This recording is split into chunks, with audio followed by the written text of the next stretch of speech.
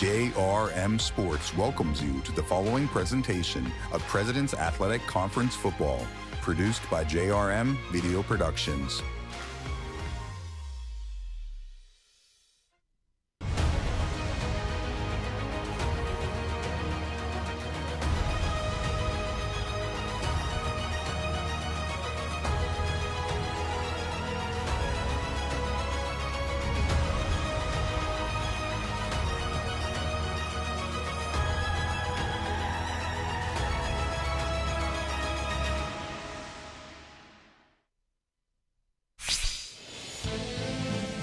It's win or your fate is likely sealed, and a chance to win the President's Athletic Conference on a beautiful Saturday at Robert E. Thorne Field.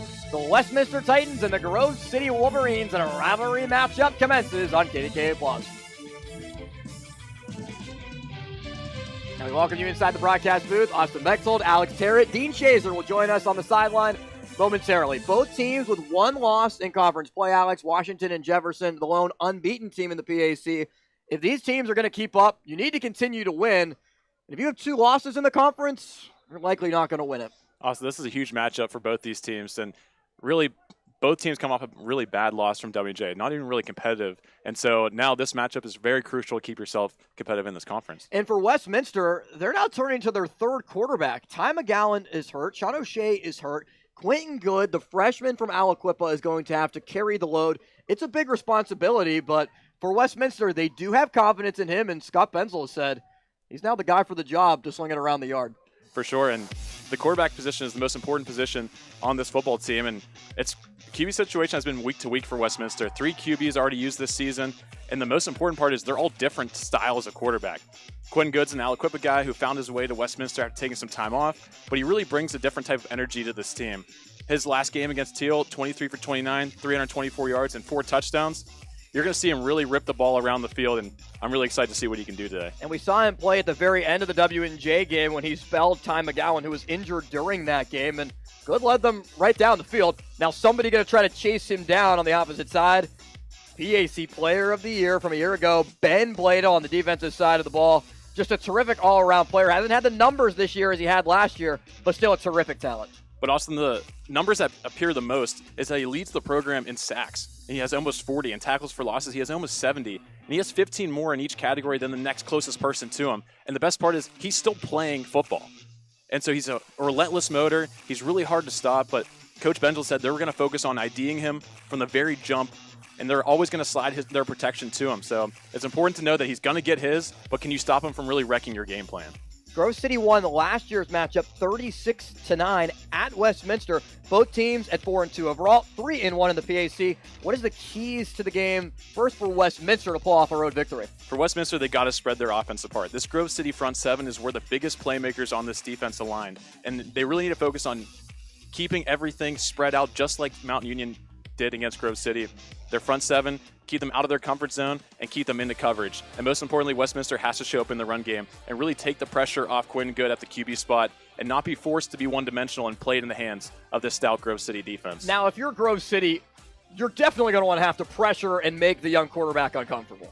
And it's all going to come from the interior, sending interior blitzes through the middle and keep moving Bladel around and keeping him going through the center of the offense to get Good off his spot and get him on the ground. And then most importantly, for Grove City, they have to score early because that's all part of their game plan is forcing this team to chase you. The strength of their team is running the ball and getting 12 to 14 play drives, chewing that clock, getting up early, and then staying up the entire game.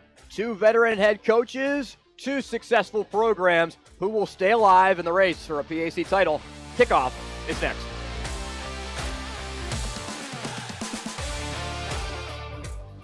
Thanks for fixing the door. I was nervous about that lock. To your family, you are more than just your income. What would she do without me? She'd probably have to marry our next-door neighbor, Todd. Well, Todd, I have no feelings for you whatsoever, but I'm going to have to say I do. I can't afford a handyman. Better get some life insurance. Although you're irreplaceable, a life insurance policy from GBU Life can provide the financial security your family needs for a secure future. To get started, visit gbu.org. From heating and cooling to a large array of construction equipment, Herc Rentals has the gear you need to get the job done. Herc Rentals is already a staple in several communities across the United States and Canada, and have been serving our customers' needs since 1965. With a catalog of equipment that spans the spectrum of almost every kind of solution you can think of. To learn more about Herc Rentals, visit hercrentals.com or call us at 1-888-777-2700.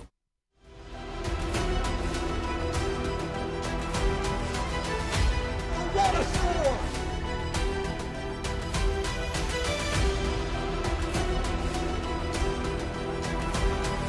Runs his way into the end zone. Off to the races to the 20, 15, 10, 5 into the end zone again.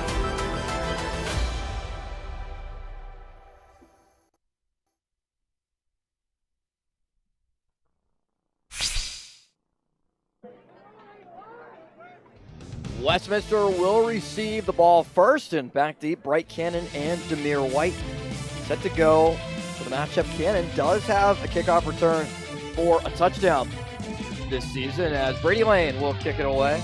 The freshman kicker for Grove City has had the responsibilities all season long. Also serves as the punter. Both teams needing a conference victory, with losses on either side to Washington and Jefferson. Trying to keep pace as we begin in Grove City with a short kick, trying to stay away from both returners. It will take a hop, and White fields it at the 20. And whistles will blow it dead at the 22 as we send it down to the third member of our crew. Thanks, Austin. This is going to be the tale of two teams who are all about the run. On the offensive side of things, both teams run the ball about 60% of the time, give or take.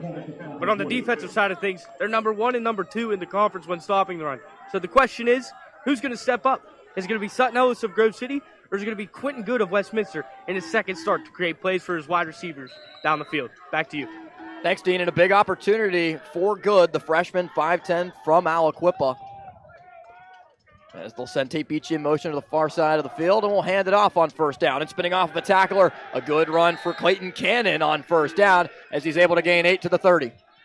Clayton Cannon is the guy to get started in this game. And Quentin Good has a lot of eyes on him today, but if you can get the run game going early, you can really make it a lot easier for Quentin Good in the pass game. Dean mentioned it is the second start for Good, third game that he has played so far this year, as he came into the W&J game late.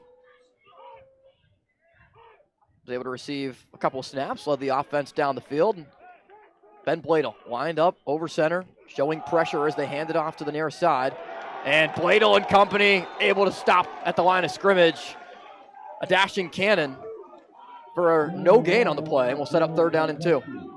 And this is just great fill by Jack Jolly. He's scraping across the formation, recognizing that it's run, and he just explodes and meets Cannon right in the backfield. Jolly and Karcheski as well. Jordan Karcheski, the senior from Central Valley High School.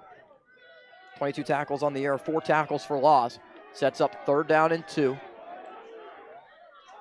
We'll see if Good will throw for the first time. Receiver far side, one near side tight end on the far side of the formation, as well as they will hand it off to White. And White is tripped up in the backfield. Ben Plato with the tackle for loss. Dropped him for a loss of 1 to the 29. And the punting unit comes on for Westminster. The Titans go 3 and out.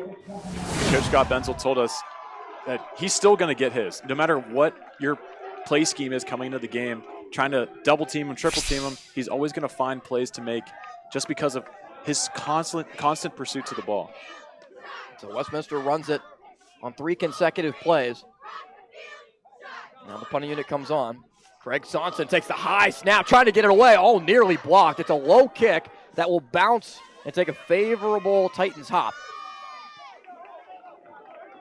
Inside the 30, where it finally stops at the 29. And the standings are so critical in this matchup because with Washington and Jefferson still unbeaten in the conference at 4-0, Geneva is 4-1. Their bye is still upcoming, but ton of three-win teams with just 1 loss, including Grove City and Westminster here today.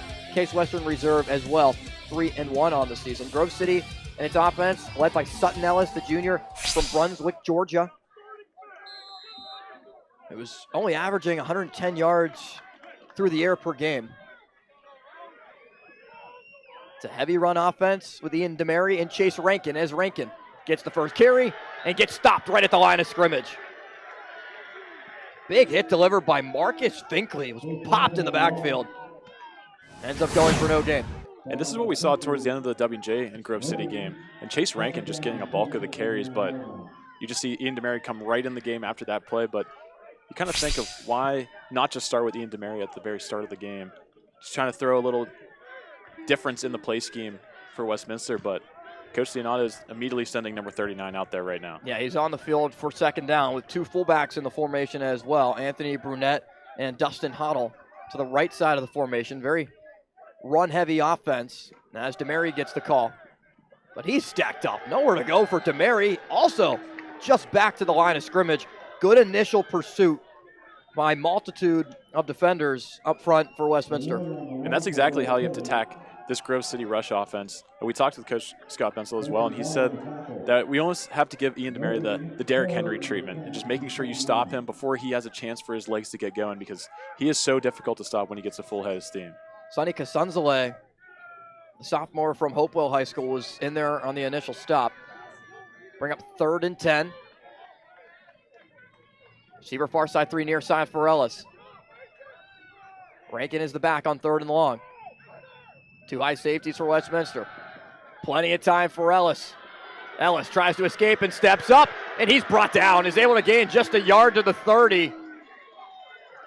Kasunzale once again collapses in on the pocket, brings down Ellis. 3 and outs on either side to start the game. Kasunzale just doesn't give up, and Sutton Ellis is trying to find somewhere in the pocket to move and eventually try and take off and run, but Kasunzale is all over him. And this entire D-line for Westminster steps up in that first series of the game. Brady Lane on the punt.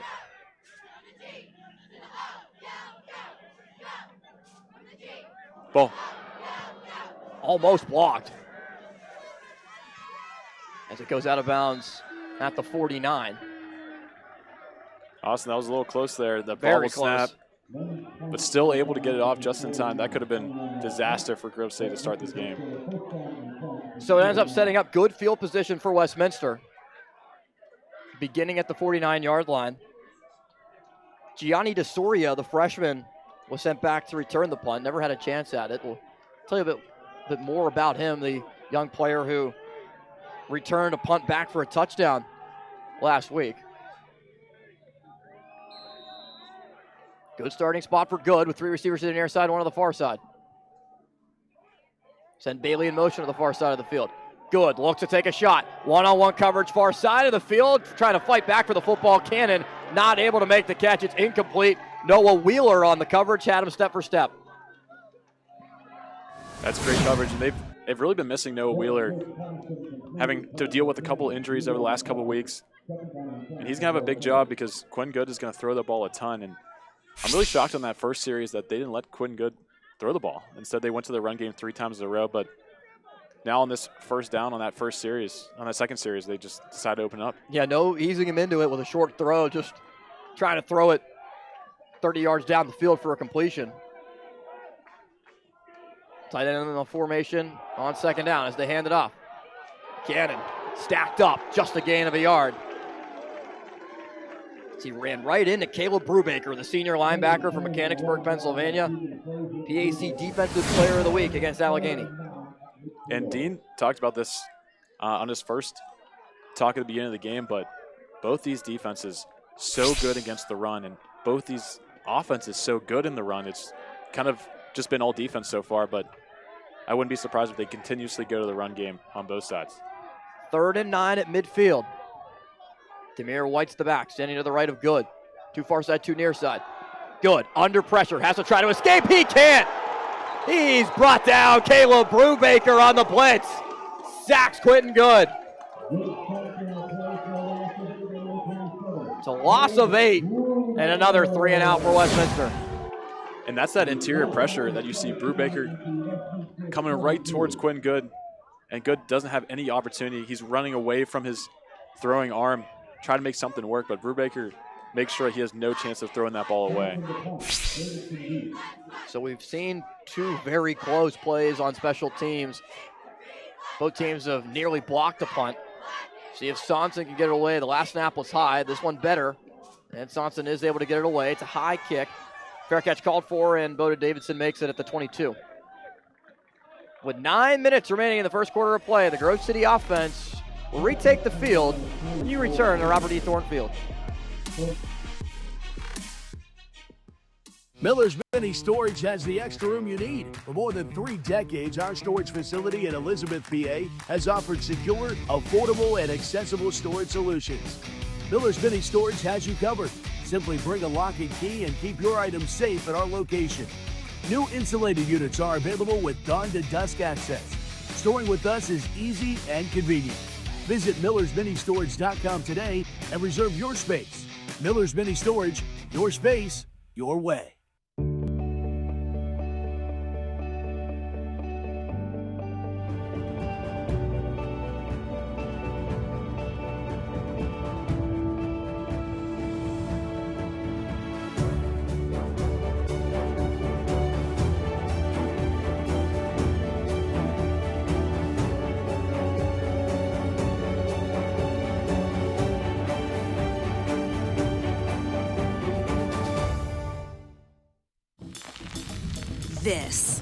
This is a meal. We're talking a good food that makes you feel good meal. You feeling that? Now, meal this. A salad for the first time in a week meal. A catching up with your ex meal. So, how's your mom? Been there. Ooh, a scoring cool dad points meal. Obviously. Thank you. Do I spy an I need 5 minutes to myself meal? Whatever you're feeling, at Panera, it just meals good. Aiden Kitts was injured on the play for Westminster and was helped off to the sideline, currently being attended to at the training table. Freshman linebacker from New Jersey being attended to as Grove City takes over. 1st and 10 at the 23. DeMary's the back for Sutton Ellis. They line up Sullivan to the near side of the formation, who's had a solid season so far. 16 catches, 153 yards, 3 touchdowns. They use 4 different receivers in the offense. Seth McGroarty, Breck Peacock, Daniel Sullivan, and Sam Penna. All see significant playing time. All have over 150 yards receiving. As Ellis hands it off. DeMary runs over defenders for the 28. He's able to pick up 5. And now this time around, they decide to go to DeMary right out the gate with that little inside run. And it's just a combination of how big he is coming out of the backfield, but also you got to talk about the strength of this offensive line and just the size that they all possess. I mean, the average of their offensive linemen are over 300 pounds, which at this level of the game is very hard to find. They bring Rankin into the backfield on 2nd down. Hard count from Ellis, now check to the sideline. Breck Peacock comes in as an extra wide receiver. Peacock, Sullivan, and McGroarty are the receivers in the pattern, with Brunette, the fullback. They give it to Rankin, trying to go far side. Rankin is stacked up. He's dropped immediately. No chance to be able to escape. Wes Donner, the sophomore defensive end, who's had a terrific season, leads the team in tackles for loss and sacks, brings him down at the 27. Donner just not fooled by the play fake, immediately recognizes the ball going to Rankin, and then just always keeping a half step behind Rankin and forcing him to make a move first, and then eventually collapsing in on him. After the loss of 1, it's 3rd and 6. Sam Penna comes onto the field, so 4 receivers in the pattern for Grove City. Needing the 33. Rankin remains the back. Westminster shows pressure. They bring it. Over the middle, incomplete. A lot of contact with Peacock, and a flag comes in.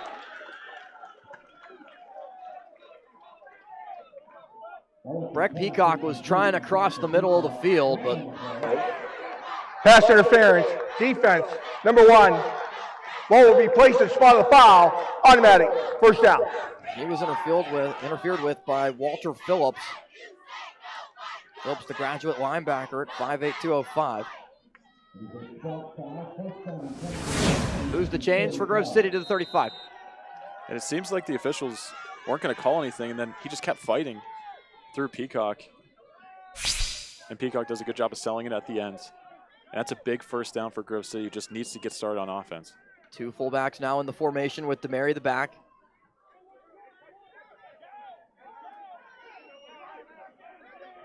to run-heavy offenses. That was the first down, and it comes on a penalty as DeMary can't even get back to the line of scrimmage. Great pressure off the edge from Westminster. Mason Manos cleans it up. And Manos, the senior out of North Catholic. And it just seems like someone was responsible for blocking him, but instead Sutton Ellis doesn't really sell the fake too much, doesn't sell that he's going to run the football, so Manos can just immediately crash in on DeMary, and that's exactly what happened. It's a loss of a yard and brings up 2nd and 11.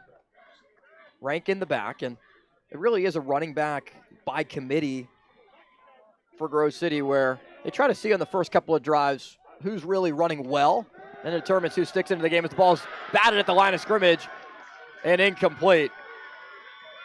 Casunzale with a great start to this game. Good pressure on Ellis on the first drive, and now he bats the pass down.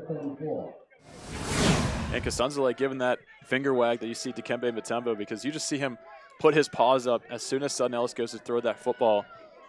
And there's just no throwing lane right now for Sutton Ellis, who's really struggling to get the ball through the air. If you can't get to the quarterback, put a hand up and try to deflect the pass or at least disrupt it. There's a good job there as he now lines up opposite the right tackle, Luke Jolly, on 3rd and 11. Ellis steps up. Ellis still going, is able to escape. Big hit delivered as he's able to gain 2 yards just past the initial line of scrimmage to the 36. But another drive that stalls early for Grove City. Austin, I'll tell you, playing Westminster for 4 years, you just always know you're going to get an intense defense that always just hits hard. And you see Dylan Sleva collapsing on Sutton Ellis there, but man, Westminster always can show up with their defense, and even though their offense is taking a little bit to get going, their defense can always keep them in this game. And Andrew DiDonato was talking there with Ellis as Lane is able to get it away. It's a high kick, high spiral that travels deep, and a fair catch is called for right around the 20-yard line. About that last drive, and the offense, we're not finding any success yet. Will it change? Westminster has the ball when you return. Have a nice day, family. What would they do without me? Can someone fix my hair? Must have cheesy eggs. I can't find my keys. No, annoying! Never! I'm the king of Oh, I need some help. I better get more life insurance. You're irreplaceable, but a life insurance policy from GBU Life can provide your family with the resources for a well-planned future. Visit gbu.org to get started. A house is just 4 walls, but a home, that's something more. At Your Town Realty, we don't just work here, we live here. We're small by choice, with deep roots and real relationships that go beyond transactions. And because this city means so much to us, we give back, year after year. It's not about being the biggest, it's about being the one that feels like home. Your Town Realty, locally owned, community grown.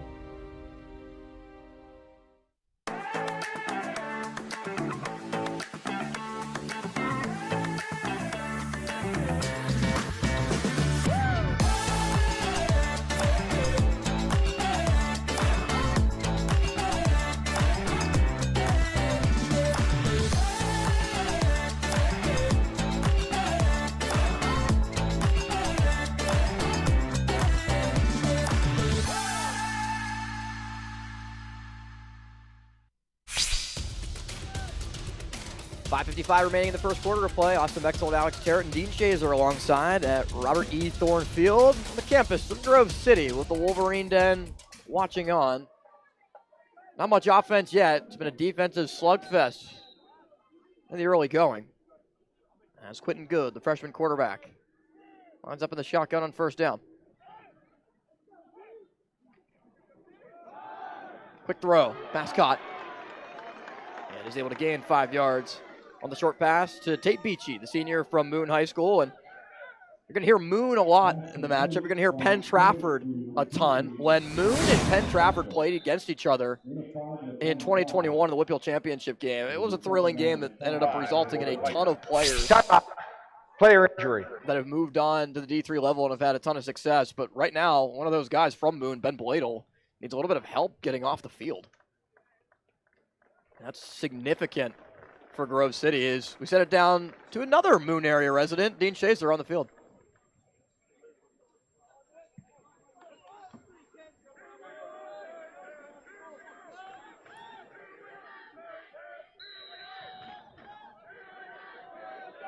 So we'll hear from Dean and try to connect with him in a moment, as Bladel had to hop off and needed some extra assistance being able to get off to the bench. On 2nd and 5. Two receivers bunched to the near side as they hand it off to Cannon. Cannon gets stacked up as he approached the 30. Was able to gain 4 on the carry. He averages 5 yards per carry, just 63 on the ground per game, as him and Demir White split carries, but Cannon's been the main featured back, 73 rushes, 379 yards, 5 touchdowns entering the game.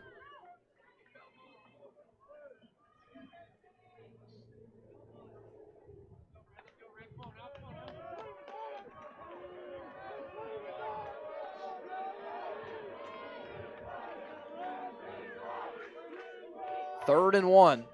Nate Wadsworth, the tight end, goes in motion to the far side as they go to White. White is able to jump over a defender and pick up the first down. Good run for the senior Demir White at 5'8". Jack Jolly there on the stop, but not before White was able to gain the first down and pick up 4. Demir White just shown his athleticism a little bit. It's a great burst off the line and then able to hurdle a defender. And that's just great blocking on the outside by Tate Beachy.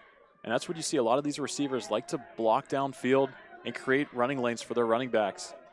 And that's a really big first down for Westminster. And I'm waiting to see Quinn Good start to unleash it, if Scott Benson will allow him to. It's the first down by either side on offense, not counting a penalty, as Good on a little swing pass throws it to Cannon. Jolly immediately makes the tackle for a loss of a yard. A flag did come in right at the snap.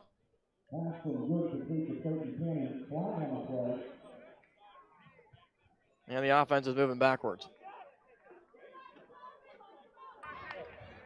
Holding.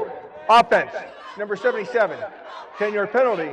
First down. Jack Kreider, the center, junior from Kiski High School, called for the penalty.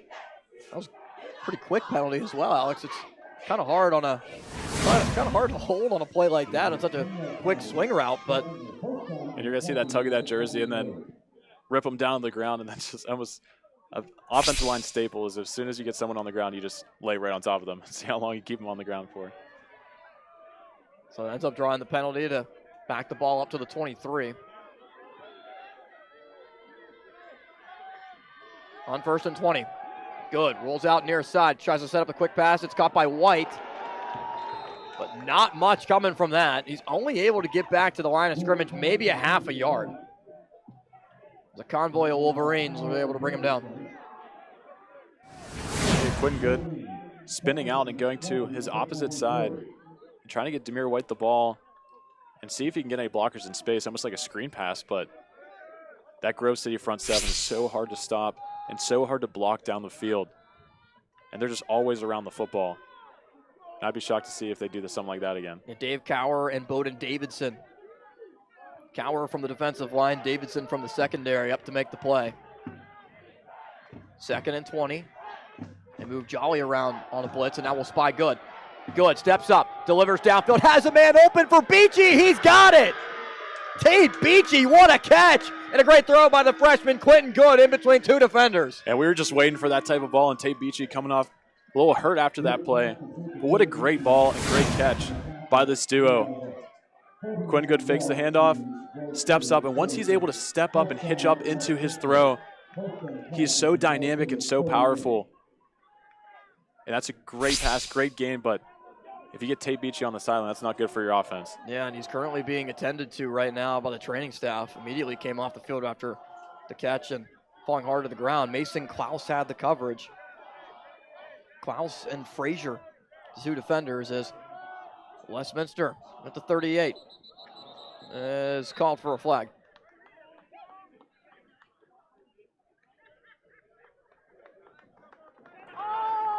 Full start.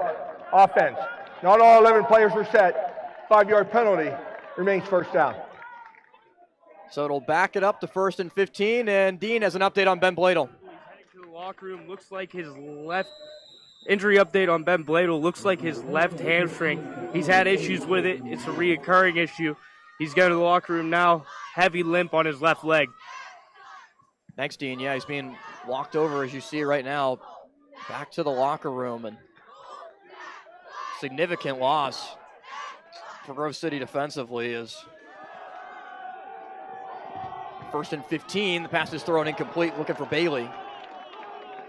Great coverage from Davidson. Davidson was in a better play, make an interception than Bailey was a catch. And probably good for good that he threw it out of bounds. That Ben Bladel injury is such a big difference for this team. Not only because he's not on the field, but also that forces other people to kind of move around their spots and try and fill his gap.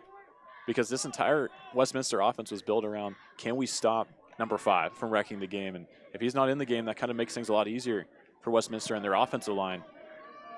Looking for them to be a little bit more creative now because they don't have to worry about number 5 spying around. On 2nd down, they'll hand it off. Cannon up the middle. He's able to gain the penalty yardage back. Turning to the original line of scrimmage at the 38 to set up 3rd down and 10. Scott Benzel said that in preparation for the game and film study, instead of doing a where's Waldo, they said where's Bladel? Where does he line up in the formation? Because sometimes he'll rush over right tackle. Sometimes he likes to line up over center. Sometimes you'll even see him over left tackle trying to get to the quarterback. And Bladel has been banged up throughout this season, and it's been a little bit of a dip in production for him. 26 tackles, 10.5 tackles for loss, and 5.5 sacks. The tackles for loss and sacks still lead the team, but last year he had 22.5 tackles for loss and 10.5 sacks. Before 3rd down, Westminster calls a timeout. Right of the snap. Timeout. Westminster. They're first. 30 seconds in length. This 32nd timeout for Scott Benzel in his 12th season leading Westminster. 81-36 his overall record. Two-time conference champion. His 81 wins are 3rd in Westminster history, and he's also 7-4 against Grove City. He's had really good success against the Wolverines in his career. We send it down to Dean for more on Quentin Good, who's had a pretty good drive so far, Dean. Yeah, Quentin Good out of Aliquippa High School had his number retired. One of 5 Aliquippa Quips to have their number retired. 3 of those NFL Hall of Famers. Mike Ditka, Ty Law, and Darrell Revis, as well as Tyquay Hayes. I'd say that's pretty good company, Austin. Yeah, that's pretty crazy that just a couple of years after winning 2 state championships, Whitfield championships, Quentin Good, who ended up going to the D2 level in the Carolinas, but ultimately wasn't a great fit for him, didn't end up playing, and has his freshman eligibility status where he came back home. Mike Warfield, the head coach of Aliquippa, called Scott Benzel and said, hey, I have a quarterback here. I have somebody who I think that you could look at. And Benzel told us when Mike Warfield calls, you answer the phone. The level of success that he's had in this area is second to none. And we've seen so far, Quentin Good definitely has the ability and the arm talent to be able to sling it around. And Coach Scott Benzel also talked about his personality, and he's always confident in what he needs to be and what he needs to do. And as a quarterback, if you don't have the confidence to really put yourself out there and throw that ball around, you're not really going to see a lot of success. And so far, you can kind of see the arm talent. He's still warming up into this game and still trying to get acclimated to this type of football because, I mean, as much as D3 college is a lot different from high school, and as a high school player, he's the best player on the field at all times, and now you kind of meet some guys that are on your level, and so it's hard to sometimes compete with. But so far, it looks like he definitely has a lot of promise for this team. And it also helps that he gets his left guard back, Kyle Crown from Lake Milton, Ohio, who has been hurt for Westminster. He's in there on 3rd down and 10. 37 seconds left in the quarter.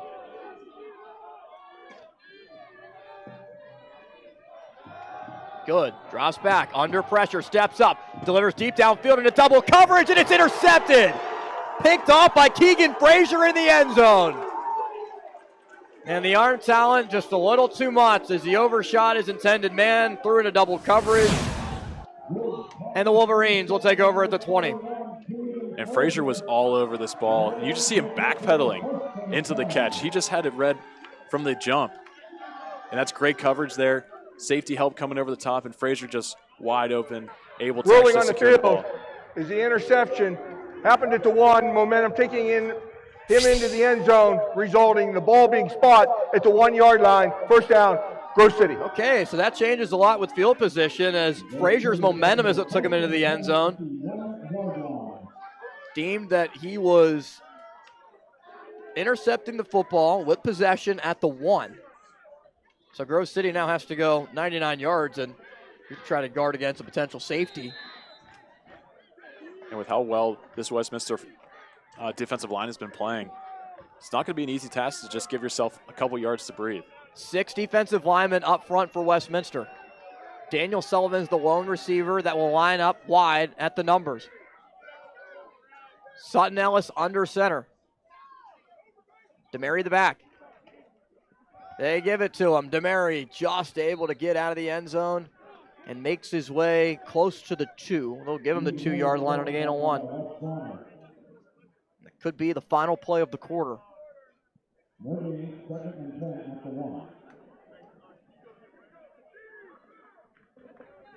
Ellis will go under center. Maybe try to draw him offside. He's in the shotgun. And the clock expires on the first quarter of play. 2nd and 10 upcoming. That is the end of the first quarter. 1-yard line as we begin the second quarter from Grove City.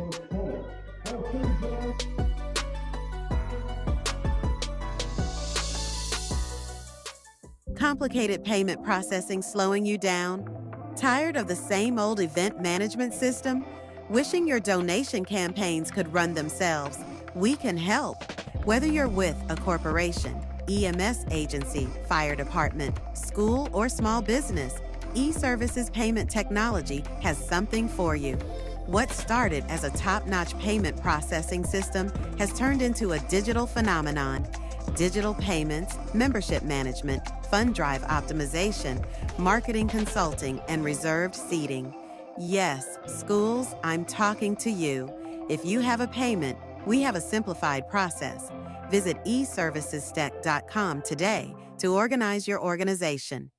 At Laway, we understand the power of personalization. From hats to water bottles, our expert services include screen printing, embroidery, and a variety of promotional items. We also specialize in team sports gear. What truly sets Laway apart is our dedicated design team, including our talented on-staff graphic designers and exponential customer service. Choose Laway to make a lasting impression on and off the field.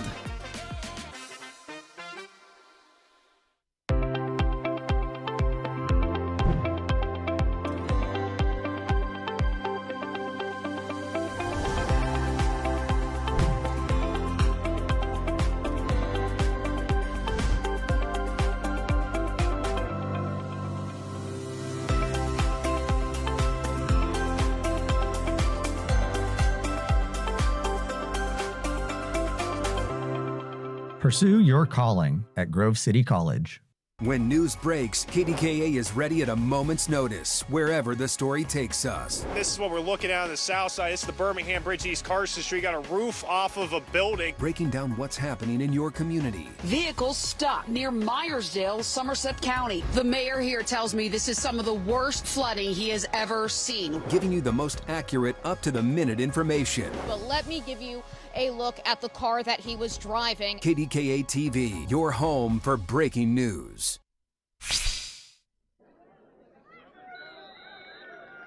So the ball is spotted at the 1. It went for no gain for DeMary on first down. Ellis now lines up in the shotgun with DeMary to his left. 2 fullbacks in the formation on the left side. DeMary now goes to the right and shifts. Ellis looks to throw, delivers on the slant route. The pass is caught. Daniel Sullivan on the grab. As everyone was thinking run, Grove City goes to the pass, and it's the first completion for Ellis of the day. Just threw 1 pass in the first quarter. But this is one of the easiest completions you should get. You got one-on-one coverage on the outside, and that's a great move on that quick slant. When they have the box stacked up so much with so many defenders, it usually leads them very susceptible in the pass game, but it's kind of, do you trust your guy to make the throw? And right there, it pays off. Sullivan goes off. McGroarty comes in. on 3rd down and 1 from the 10. Ellison shotgun, he hands it off. DeMary on the carry. DeMary. Doesn't look like he got there. Needed the 11. Is currently being spotted about a half a yard shy. It will be 4th down. And this is a big turning point in the game. They're going to end up opting to go with the punt unit to come out, but I think anywhere except for inside your own 15, I think they go for it. But yeah, I don't think in this spot of the field in a scoreless game with the way that both offenses have played so far, the way that both defenses have really been the ones that have set the tempo, have played. Probably not the right decision, so. DeSora is back deep, who does have a punt return for a touchdown last week. As Lane is able to get it away, it's a high kick. As DeSora backtracks at the 45, and he makes a fair catch right at the 44-yard line. The freshman that saw the D3Football.com Team of the Week last week, and the PAC Special Teams Player of the Week just a week ago. So it's really been a tale of field position for Westminster. They haven't necessarily taken advantage of yet.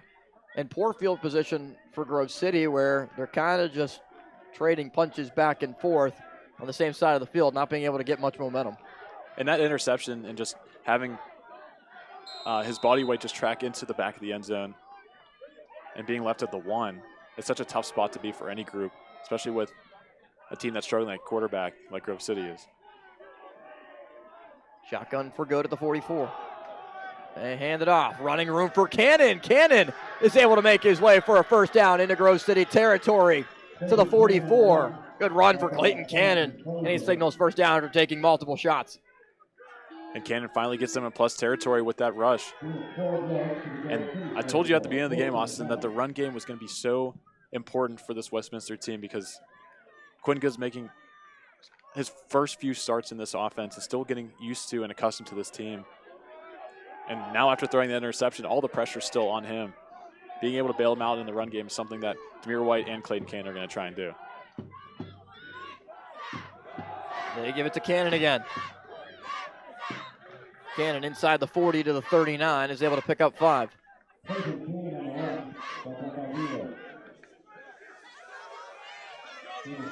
We talked a lot about Quentin Good, who was the PAC Newcomer of the Week last week. Over 300 yards passing and 4 touchdowns versus Teal. The most passing yards by a Westminster quarterback since 2022. And it came in his first start. The 3rd-string quarterback at the start of the year, behind Ty McGowan, the senior, injured in the W&J game, but has been banged up all season long, was hurt against Marietta. Sean O'Shea also not cleared to play, the sophomore quarterback. It's now Good's team as he gives it to Cannon. And Cannon is pushed forward, close to another 1st down. He's got it. A 6-yard gain for Clayton Cannon, and the junior from Parkland, Florida, moves the chains. And that gets that Westminster sideline a lot to cheer about now. They're getting in their farthest field position they've had all day. And now they're in a rhythm. They got Clayton Canning moving the sticks. And Quinn Good really hasn't had to do a whole lot this drive, which is good, because now you're setting him up to eventually take a shot down the field. Now, when we talked to Scott Benzel about just how ready is Quentin Good for a matchup like this, with a tall task going up against very strong and veteran-led Grove City defense. So, well, we don't know where the ball's going to go 100% of the time. We saw that in the interception, but they do trust him to throw it as Cannon gets another carry and quickly approaches the 30. Just brought down for a gain of 2 to the 31. And there comes number 5 right back in the football game. And he looked like it was tough getting him off the field at the start, but, I mean, it's going to be a lot to take number 5, Ben Bladel, off the field and keep him out of this game, which is so crucial for their season. Yeah, good to see Bladel back out there as he went back to the locker room. Was only in there for a couple of minutes before ultimately returning to the bench. He was on the sideline to start the drive, but took a little bit of time for him to come out, and now he lines up showing pressure over the right side of the line. On 2nd and 8, they give to White into the game, and White is brought down. Good pressure by Jordan Karcheski. After just a pickup of 1, we'll bring up 3rd and long. That's a great tackle by Karcheski, just getting Cannon and Devere White wrapped up and just basically just using his body weight to bring them down, because 6'4", 265 is a lot of weight to put on one person. They bring in an extra wide receiver, Eduardo Torres, to the near side of the field. Bailey and Cannon, the other two receivers, they send Bailey in motion towards the formation in the slot. Good to throw over the middle. Pass is caught. Bailey, he started to move backwards as he caught it at the 25. They will give him forward progress to about the 25, maybe 25.5 yard line, but not good enough to pick up the first down. It's decision time for the Westminster offense, and currently keeping the offense on the field. That's a great play on that third down to set yourself up to go for it on fourth down, but this is still a really tall task, and Scott Bentel telling his young receiver to just make sure if you're going to sit over the ball, at least get to the sticks, at least give them a chance for a first down. In this case, they're a little bit short, and now they got to go for it. And they only have 5 on the play clock. Got to quickly get up to snap it. Bentel might call a timeout, signaling to do that, and he does. It is recognized before the play clock expired. Cut. So Westminster calls timeout before 4th and 3 with Ben Bladel back out there, Dean. Yeah, Bladel came out on the sidelines, and his helmet was on the bench for a long period of time. He was shaking his head no, running up and down the sidelines. I said, "Are you good?" He said, "We're going to see if I can run." He tried to do some lateral movement, ended up, I guess, working out. He has his helmet, and he's back out there. Hey, he's definitely one tough guy, not afraid of contact, and really is somebody that invites contact to see. Disrupts opposing quarterbacks and running backs on a very consistent basis. Just really one of the best players that we've seen at this level in the years that we've been calling games, as he currently will not be out there for fourth down. Staying on the sideline.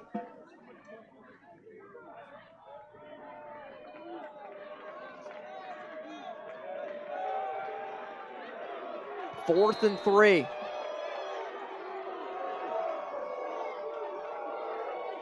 Shotgun for Good. Man in motion towards the near side. Good, hands it off. Cannon does not get there. Clayton Cannon never had a chance. Keegan Frazier and Caleb Brubaker, a part of the initial rush that made the stop and forced the turnover on downs. This is an injured player down for Westminster, and we'll check on who it is. Grove City taking over at Robert E. Thorne Field.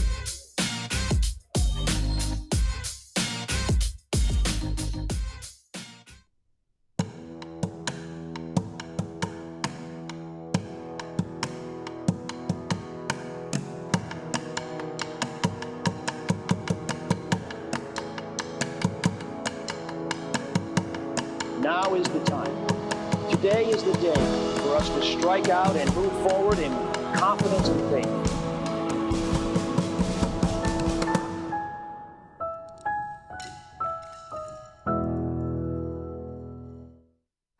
Stay connected with all the action. Follow JRM Sports on X, Instagram, and YouTube. Get the latest highlights, exclusive content, and behind-the-scenes moments from your favorite sports. Don't miss a second. Follow us today. 20, 15, 10, lock in, touchdown. High pass is caught. He's got it. What a play, and it's a foot race. Thanks for fixing the door. I was nervous about that lock. To your family, you are more than just your income. What would she do without me? She'd probably have to marry our next door neighbor, Todd. Well, Todd, I have no feelings for you whatsoever, but I'm going to have to say I do. I can't afford a handyman. Gotta get some life insurance. Although you're irreplaceable, a life insurance policy from GBU Life can provide the financial security your family needs for a secure future. To get started, visit gbu.org. Nate Wadsworth was helped off the field after the last play on a 52-degree day and partly cloudy in Grove City. Overlooking the town, right past the football field. These two teams separated by about 15 miles, 15, 20 miles from each other. both recruit a lot of the same players, and they're very familiar with each other.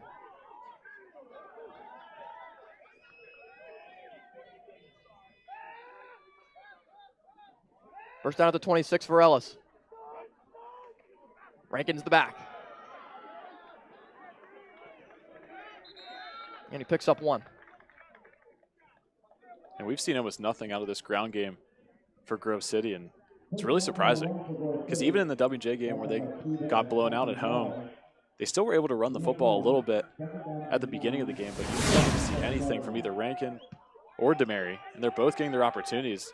Just doesn't seem like the offensive line is really getting that push today against this Westminster defensive line. 2nd and 9.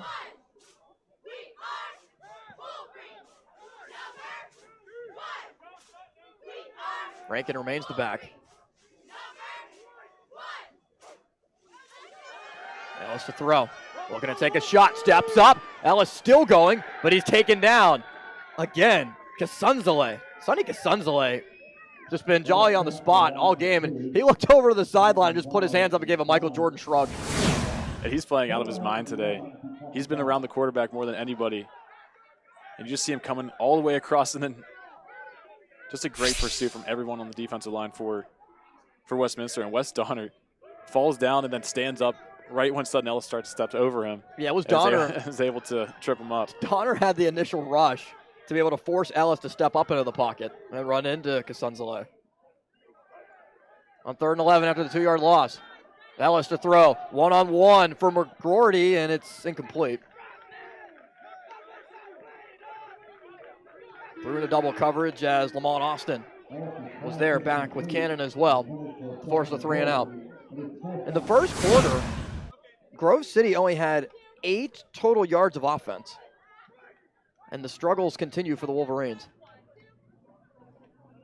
And it's all because of the lack of the rushing attack. And in the first quarter, DeMary had 4 attempts, only gained 5 yards, and total only finished with 4. And Sutton Ellis is not too far behind him with only a total 3 yards gained. Lanes punt away, high kick. Titans will let it bounce out of bounds. Right near the 40. You would think at some point, Alex, that Westminster is going to take advantage of the favorable field position, but it just hasn't happened yet.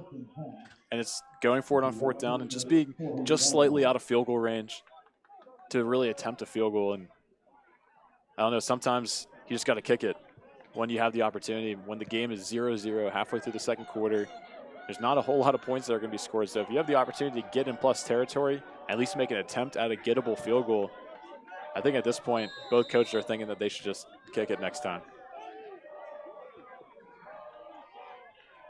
In a scoreless game, look good in the shotgun. And he hands it off. Cannon on the carry, has room. Cannon far side, Cannon, first down and more. Into Grove City territory, ball comes out at the end, but Cannon is ruled down. And he's spotted at the 47. Solid run for Cannon. He's able to pick up 13. And it seems like this counterplay is really working for him. Cannon always running to the left side of the line seems where he has the most success. And that ball pops out just for a second there. And when you put the ball on the ground against Grove City, there's not many times where you're going to get the ball back. Yeah, Jack Jolly was able to punch it out, but part of the reason why was Cannon's elbow hitting first, and that helped draw the ball loose. Brock Koval goes in motion to the far side of the formation. Good to throw. Pass is caught. Lawrence Grayson, the freshman from Washington, D.C., on the reception, is able to gain 4.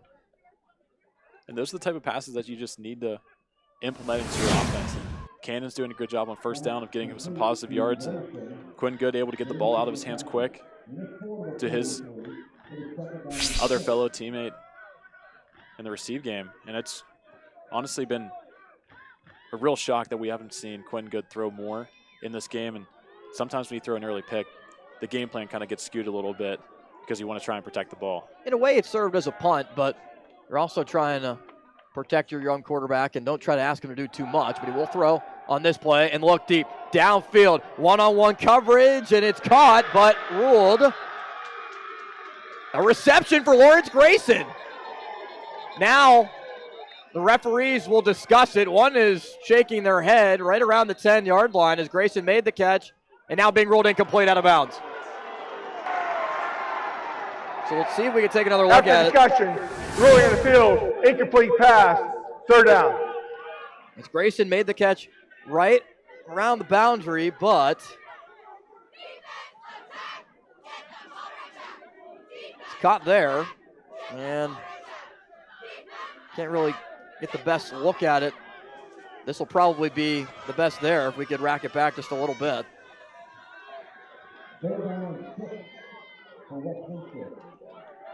Does he get the right foot in? Grayson has it there, but did he get a foot in bounds? No. He was out of bounds. Good call. 3rd and 6. Good to throw. Over the middle. Open man, Cannon on the reception. Bright Cannon inside the 30. Quentin Good stepped up in the pocket, was under a little bit of pressure, and was able to find his man, Bright Cannon, the sophomore receiver. Bright Cannon running this really deep dig over the course of the middle of the field. But Quentin Good, as soon as he's able to catch that ball in rhythm, he delivers a great strike right on time.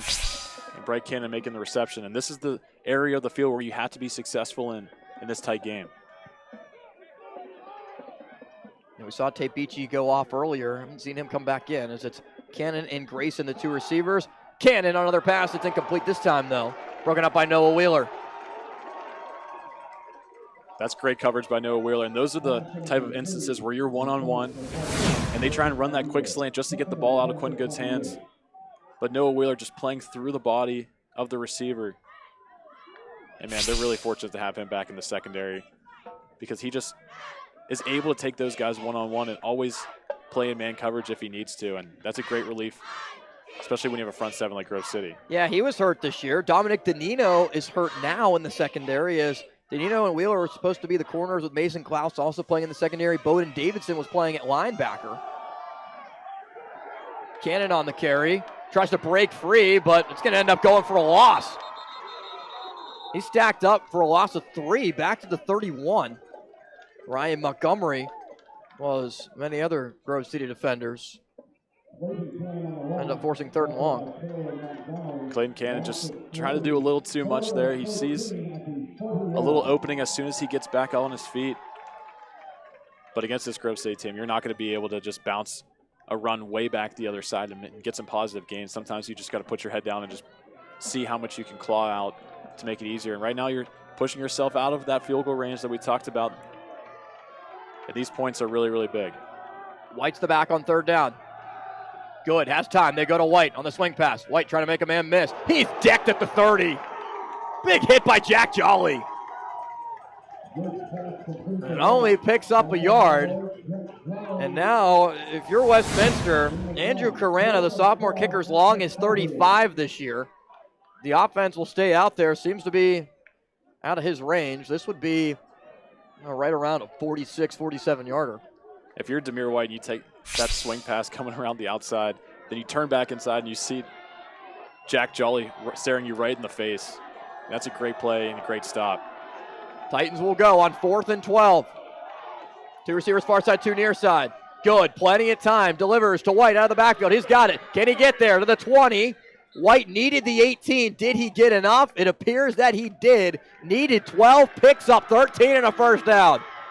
And Grove City secondary just fails because it's 4th and 12. You think they're actually going to throw the ball down the field, but Quentin Good just goes through his progressions, goes through his reads, finds Demir White coming out of the backfield, and a great stiff arm towards the end on Bowden Davidson.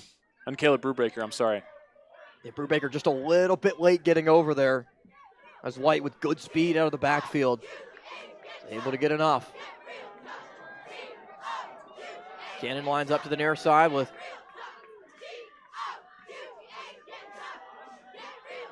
first down carry going to Clayton Cannon. Cannon is tackled down. There's Brubaker again on the stop. 4th and 12 on your own 30. It's a long field goal. You pick it up, and then Grove City comes right back and makes a great play on the run stop. It's just who's going to give at this point. Both teams really successful on defense, but haven't been able to score when they begin the opportunity. Let's see if Quentin Good can change that. We've seen a lot of opportunity for the Cannons. Clayton Cannon in the backfield with Good. Bright Cannon couple of options on this drive, including a catch, as we reach the 2-minute timeout in a scoreless game.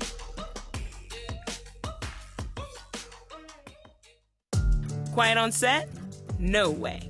This is Jake's time to shine, and Ryan's, and our crew. Cameras, check. Drones, check. Checking that shot we just checked? Double check. We ain't got time to chill. We're out here capturing this action. This is when we get to work, to bring you every moment live, no matter what. Broadcasting changes everything. Transform how you experience the game with JRM Video Production. Hey, Ma, where's the dock? It's in the garage. Oh, yeah. Good morning, everybody. Today is the day. Let's take a quick look at the weather and traffic. It's a chilly 22 degrees out there, so bundle up. We'll be hanging out all day, so don't forget to stop by and see us, grab some hot chocolate, and support a great cause.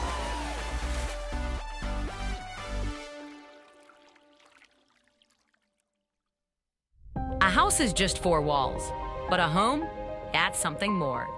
At Your Town Realty, we don't just work here, we live here. We're small by choice, with deep roots and real relationships that go beyond transactions. And because this city means so much to us, we give back, year after year. It's not about being the biggest, it's about being the one that feels like home. Your Town Realty, locally owned, community grown. I think this is a model institution. You are a point of pride here in the Commonwealth of Pennsylvania. You understand that going to college is also about what you do after college and making sure you are arming your students with the opportunity to have the skills they need to go out and chart their own path to success in their futures.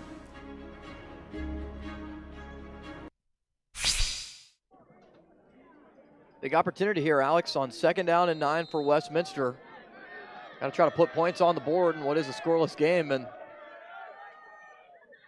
might end up being one of those very low-scoring games with Cannon on the pitch. Able to gain a solid chunk. Jolly on the tackle, combined with Montgomery.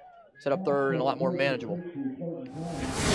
And that's all you can really ask for at this point in the game, is just getting positive yardage. Clayton Cannon's doing a great job through the tackles, and on that scenario, he's able to get that pitch out and just get whatever you can get. Don't try and bounce it out, be too fancy, just get as many yards as you can. Clayton Cannon remains the back. They send Koval in motion. Far side back to the near side.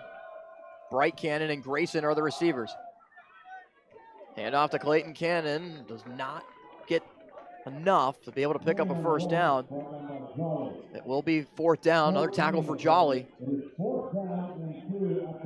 And the field goal team is just inching their way on the sideline, seeing if they're going to get the nod from Coach Benzel. Everybody just kind of standing around at the moment. And they're going to go for it. So they'll keep Carana on the sideline. It's 4th and 2. The clock continues to roll at 47 seconds. There's 10 seconds on the play clock. Could see an instance where Westminster tries to draw Grove City offsides, and then they do kick the field goal. We see a QB switch here. Quentin Good comes off the field. Yeah, Jake Miller is in at quarterback. And now a timeout called by Westminster. Timeout, Westminster. 30-second timeout. Their 3rd and final of the half. Jake Miller is the 4th quarterback, the junior 6'1", 205 from McKeesport.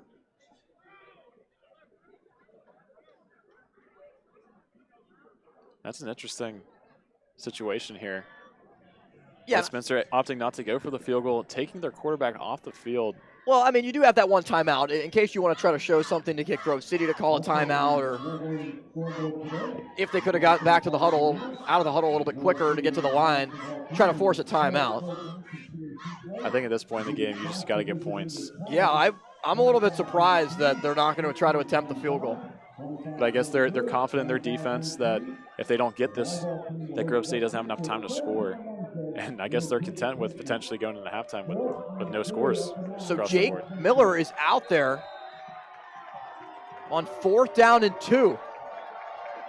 Miller takes the snap. It's a direct quarterback run. Miller is not going to get there. He's brought down immediately. What a tackle made by Ryan Montgomery. The strong safety comes up for the stop. Westminster now 0 for 2 on 4th down attempts and get no points. And there was no chance that this play was going to get anywhere near the sticks. Miller takes the snap, almost fumbles it for a second, but Ryan Montgomery just making that play.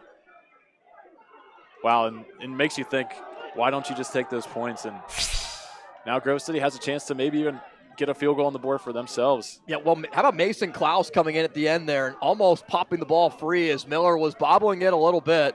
If that was the case, you're even looking at a scoop and score. There was nobody behind Miller. As Grove City will just elect to take this to the locker room and keep it a scoreless game. 0-0, Austin. No score in the first half. No score in the first half. That might be the first time we've These defenses had a are game legit, that way. Austin. Defenses on full display. Westminster only gives up 12 points per game. Grove City, after a historic year last year, is giving up 21 a game. Last year was 11.5, but no scores. We reach the break, and Dean standing by with Andrew DiDonato. Hey, in there. Here with the head coach, DiDonato of Grove City. So hard-fought battle so far. What have you seen? Yeah, it's Grove City Westminster football. These games are always tight, 0-0 at half. It's that type of game, just a physical game. Both teams playing awesome on defense, and it's going to be the one who can regroup and put some points on the board in the second half. Bladel going down. How do you combat the run game? Yeah, our D-line's doing a great job. I feel like they're controlling things up front, and then Brew Baker, Jolly, our other linebackers are getting to the ball, and Nick Clemens stepped in for him and did a great job. Any updates on him? Bladel, we're hoping to get him back, but we're expecting that, Nick Clemens is ready to go. He may not get back for the second half. Take care, Coach. Awesome. Thank you. Good luck. Back to you guys. Thanks, Dean, and thank you to Coach Andrew DiDonato, as last year's matchup was a 36-9 final score in New Wilmington. This year, scoreless between Westminster and Grove City as we've reached halftime. Dean is back for halftime coverage when you return to Grove City, Pennsylvania. In every corner of KD Country. Reporting in Monongahela. In Derry Township, Westmoreland County. Wherever news happens that impacts you. This is a live video from McKeesport. Your community. Crews are on the scene of a large water main break in Banksville. Your family. We're a community. Taxpayers, our children go to the school district. You can count on KDKA to be there. Reporting in Aliquippa. In Clareton. In Wilkinsburg. Reporting in Center Township. Watch KDKA TV News. Miller's Mini Storage has the extra room you need. For more than 3 decades, our storage facility in Elizabeth, PA has offered secure, affordable, and accessible storage solutions. Miller's Mini Storage has you covered. Simply bring a lock and key and keep your items safe at our location. New insulated units are available with dawn to dusk access. Storing with us is easy and convenient. Visit millersministorage.com today and reserve your space. Miller's Mini Storage, your space, your way. Trout Plumbing is a registered and insured master plumber that services the South Hills. They offer a variety of services, including camera inspection and dye testing. Trout Plumbing also offers a veteran and senior citizen discount. When in doubt, call the Trout at 412-983-8106. At Laway, we understand the power of personalization. From hats to water bottles, our expert services include screen printing, embroidery, and a variety of promotional items. We also specialize in team sports gear. What truly sets Laway apart is our dedicated design team, including our talented on-staff graphic designers and exponential customer service. Choose Laway to make a lasting impression on and off the field. From heating and cooling to a large array of construction equipment, Herc Rentals has the gear you need to get the job done. Herc Rentals is already a staple in several communities across the United States and Canada and have been serving our customers' needs since 1965. With a catalog of equipment that spans the spectrum of almost every kind of solution you can think of. To learn more about Herc Rentals, visit hercrentals.com or call us at 1-888-777-2700.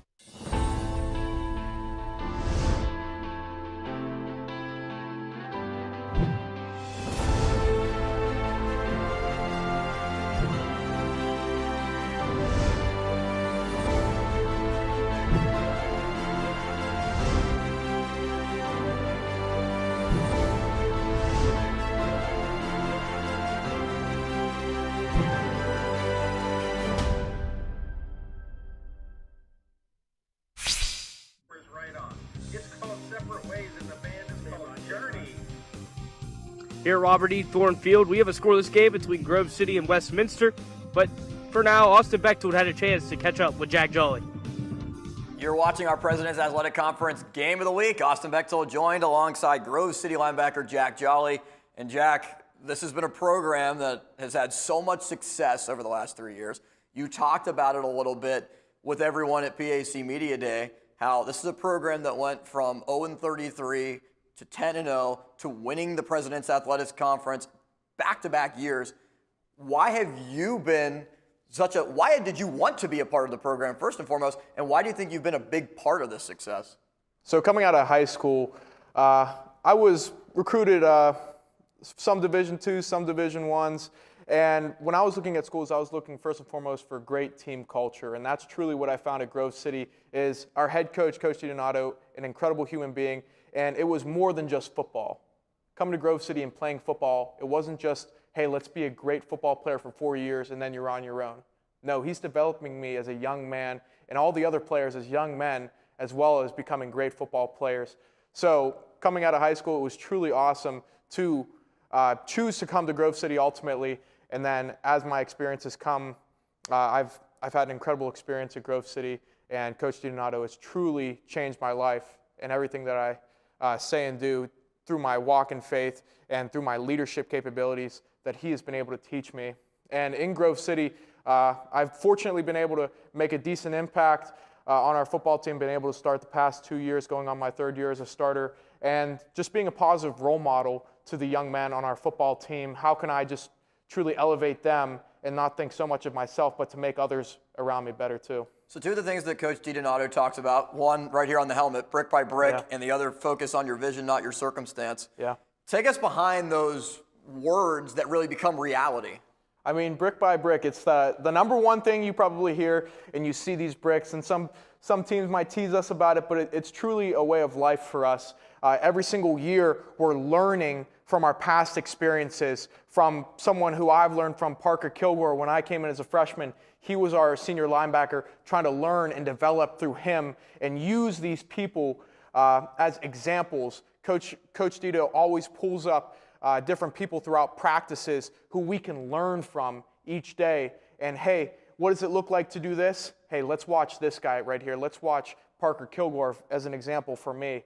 And for future references for other people, maybe they'll be looking at me. So brick by brick just keeps going. Hey, how can I learn from you? How can I learn from you? And how can I learn from the guys behind me? And focus on your vision, not your circumstances, kind of the main phrase in our program. And that is truly just being focused on what we are best at, why we exist as a program, and not the things around us. It's natural in daily life for circumstances to come up, but can you persevere? Can you put that behind you? Can you put the blinders on and look forward and focus on why you are there? Focus on the why and not the what you are doing.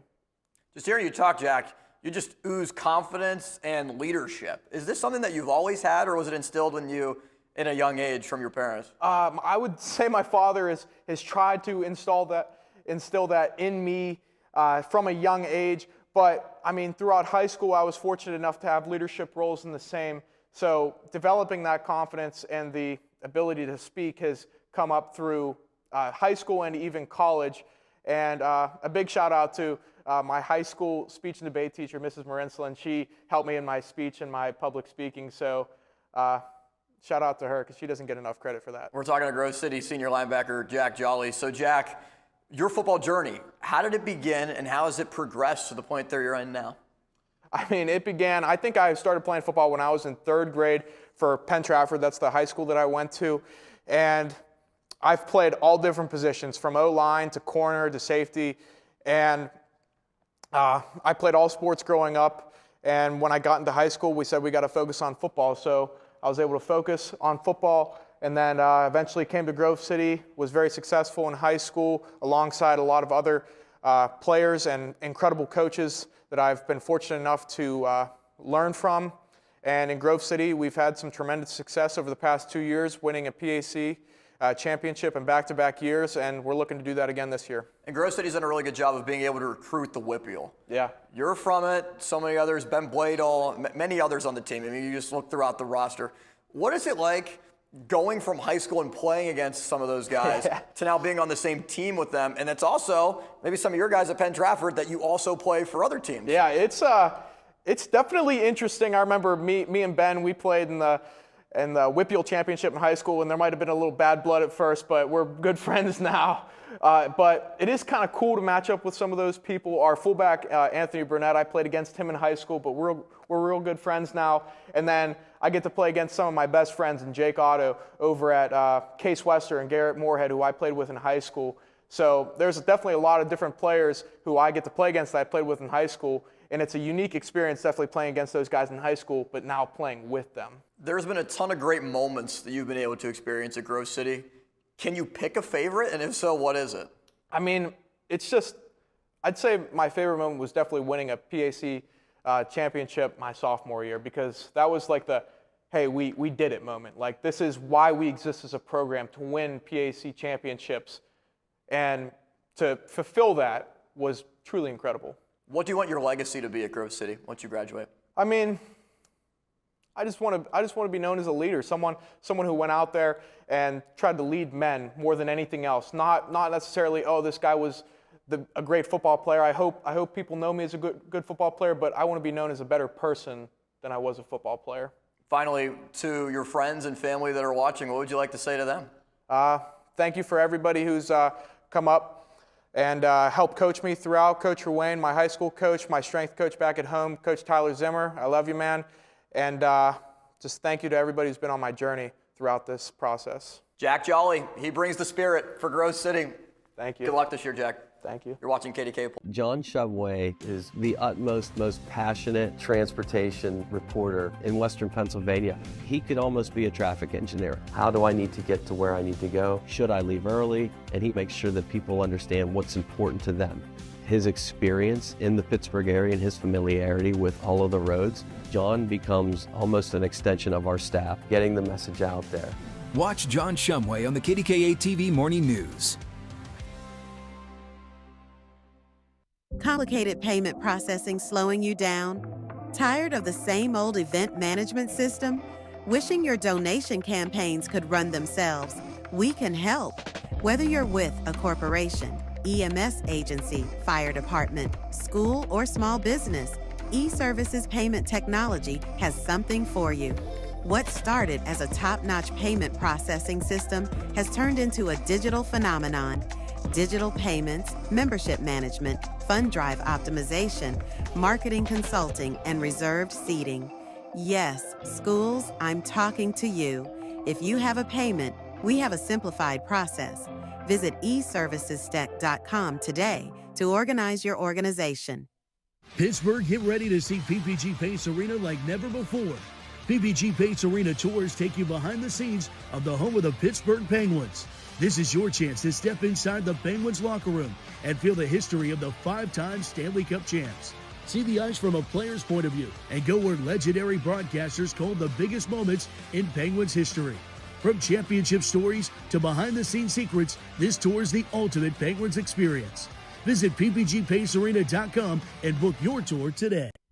A house is just 4 walls, but a home, that's something more. At Your Town Realty, we don't just work here. We live here.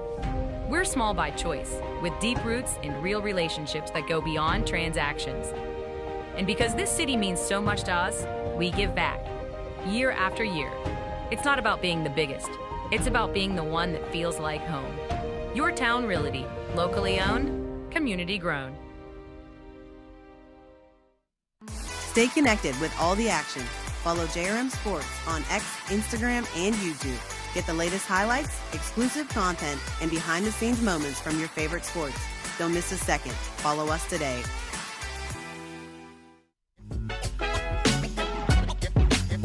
Students come to Westminster with goals as unique as we are. Some know the career we want, like Jaheim, who's going to be a physical therapist. Some know the major we want, like Tori, a double major in marketing and math. And for some, the goal is figuring it out, like Mia, who found a great fit and exciting career path as a psychology major. But no matter how we get here, we all graduate the same way, ready to succeed. Westminster College. Real experiences, real success.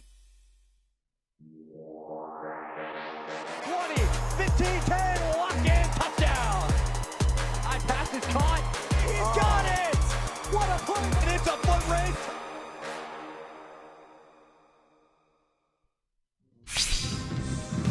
Back at Robert E. Thorne Field, nothing changed. It's still a scoreless game between Grove City and Westminster. About 7 minutes left until play begins, but for now, we have Ethan Spazarski in the top 5 plays of the week. Welcome into this week's top 5 plays around the PAC. I'm Ethan Spazarski, and we're not in the studio this week, but that's just fine. The top 5 plays will still be at a top tier, so let's just get into it. The number 5 play takes us back to last week's game when Waynesburg hosted Geneva, and this turnover by the Geneva special teams kicked off a turnover fest of a ball game, allowing Waynesburg to set up its first points of the game to go up 3-0. For the number 4 play, we're in Latrobe, PA, when Kalen Stahl finds Jacob McCosco for a 41-yard touchdown pass to put the Presidents up 21-3 and eventually win 56-10. The number 3 play, we're back in Waynesburg when what we knew would be a highlight on the highlight reel this week. Isaac Trout caught this dime from Luke Hudson for 37 yards. The Yellow Jackets did go on to lose this game, however, 62-20. For the number 2 play in Bethany, West Virginia, Sean Tahita throws one high and over the middle, and as he finds his wide receiver Kevin Dykes for a 55-yard touchdown pass that allowed Hiram to go up 27-7. And the number 1 play this week, and arguably the number 1 play over the PAC this year, belongs to Gianna DeSora for an 83-yard punt return. DeSora runs right to left, then finds the open lane down the sideline and takes this one all the way to the house for the Westminster touchdown. That's going to conclude this week's top 5 plays around the PAC. As always, I'm Ethan Spazarski. I hope to see you all same time, same place next week for another top 5 plays around the PAC.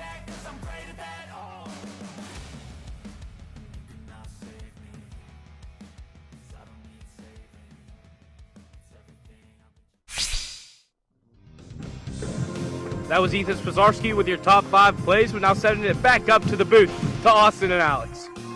Thanks, Dean. And Grove City, as we were checking over some of the first half numbers, Alex, we had 14 total yards of offense.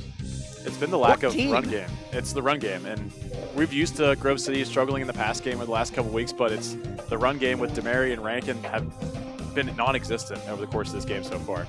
Yeah, Quentin Good has had that on a couple of different instances on passing plays where their offense has been a lot more efficient and a lot more effective running the football. If you're Grove City, what do you have to do to be able to find any type of offense in this half?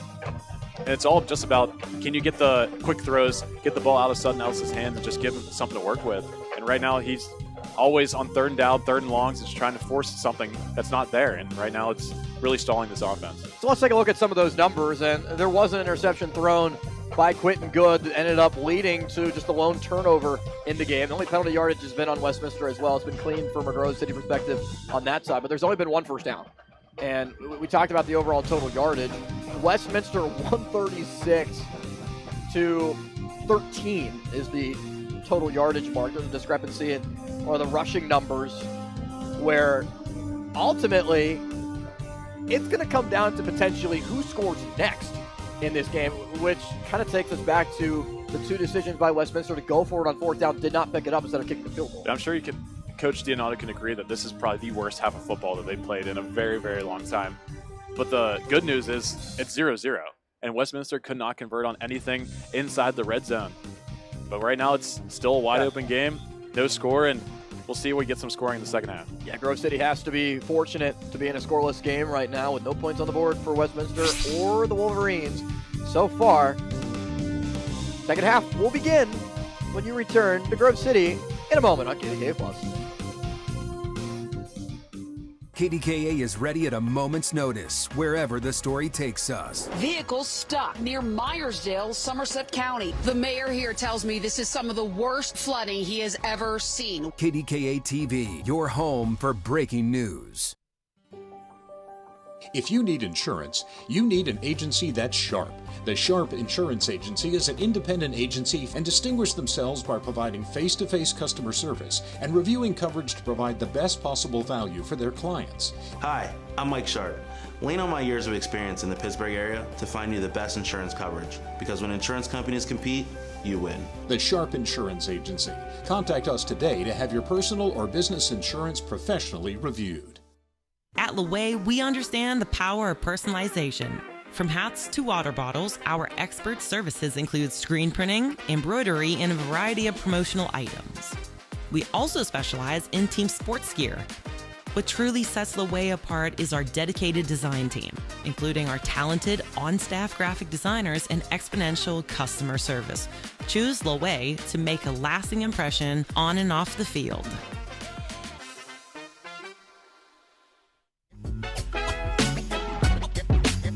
Students come to Westminster with goals as unique as we are. Some know the career we want, like Jaheim, who's going to be a physical therapist. Some know the major we want, like Tori, a double major in marketing and math. And for some, the goal is figuring it out, like Mia, who found a great fit and exciting career path as a psychology major. But no matter how we get here, we all graduate the same way, ready to succeed. Westminster College. Real experiences, real success. 15-10, lock in, touchdown. High pass is caught. He's got it. What a play. And it's a foot race.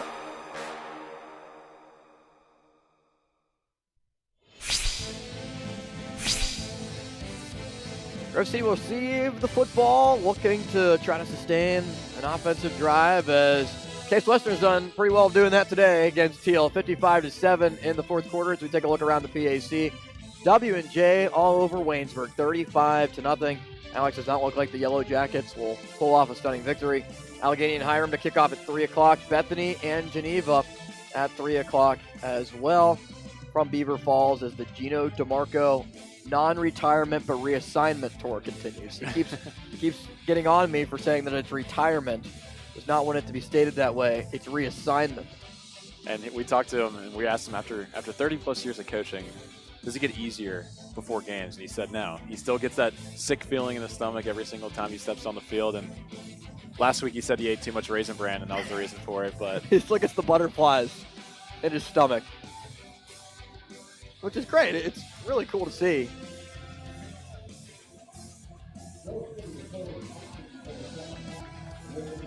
So the first chance that we will get to see the return team for Grove City, as Rankin and Epps are outstanding at the 15, and now we'll back up.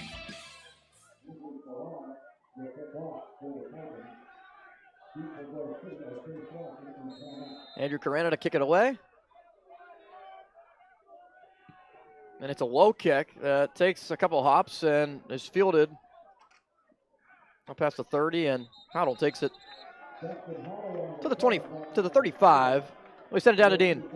So first down and 10 at the 35. Yeah, I had a chance to catch up with Coach Scott Benzel of Westminster, head coach. I asked the question, if with Bladel going down, him now being in street clothes, does that change the game plan in any way? He said, we have injuries of our own. 4 guys down on the Westminster side of things. And he also mentioned how they have to finish drives completely. Yeah, so that's a big development there on Ben Bladel. Thanks, Dean. And it doesn't appear like we will see him for the rest of the way.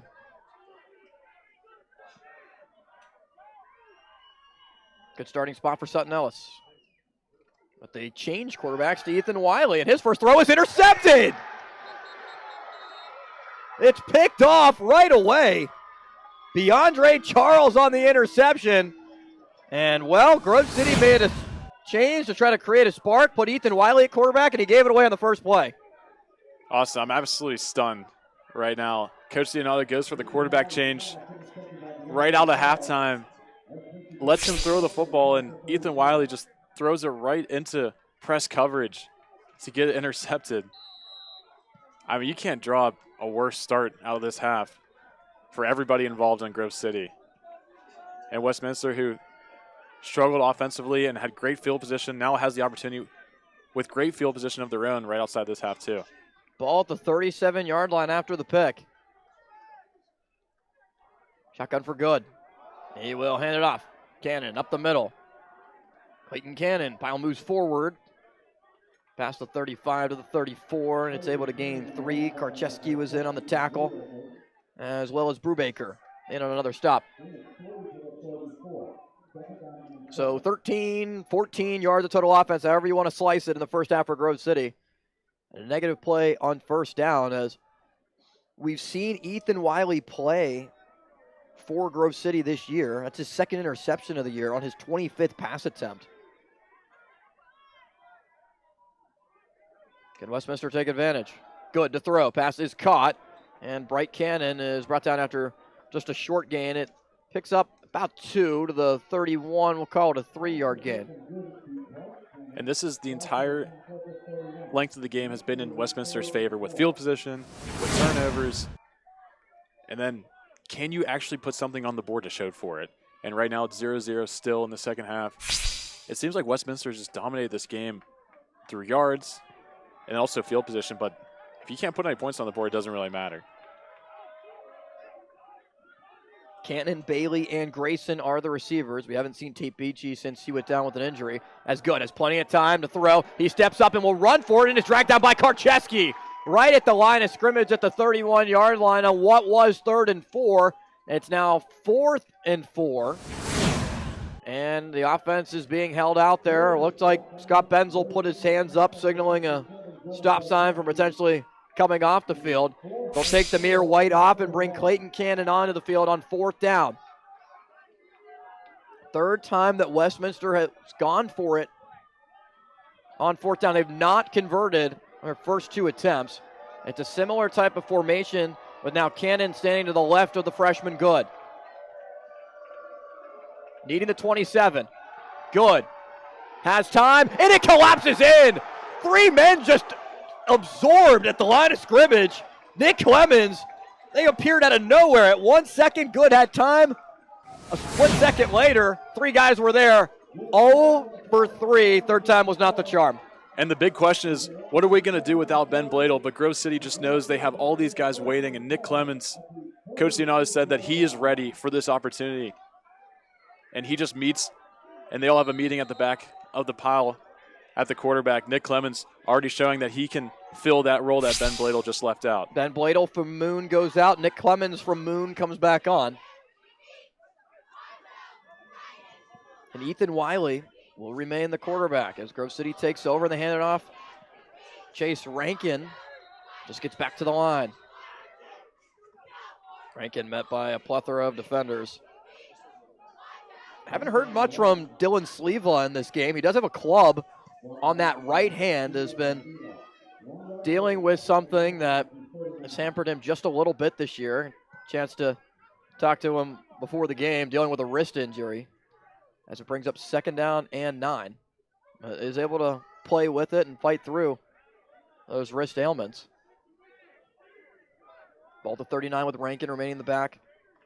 Ethan Wiley, the quarterback. Senior, 6'3", 210 from Mercer, Pennsylvania. Looks to throw. Wiley has plenty of time. Delivers downfield. Has a man open. McGroarty's got it! Stride for stride into the end zone. Touchdown! Ethan Wiley dials up a gem to Seth McGroarty. And Grove City strikes first. And talk about having confidence as a coach. Coach Leonardo leaves Ethan Wiley in the game. Only had 1 pass attempt that got intercepted on that last drive. But then just lets him throw this ball deep. This is great timing. On the outside, McGroarty been the speedster for them all year long. He's been their big play guy. But how about Ethan Wiley just erasing that last drive from his memory and delivering a great football? It's the first touchdown of the year for Seth McGroarty and the 2nd passing touchdown from Ethan Wiley of the season. As the extra point is up and good from Lane. And just like that, after nothing offensively for Grove City, and just 1 first down in the first half, a big play changes everything to take the lead. Media.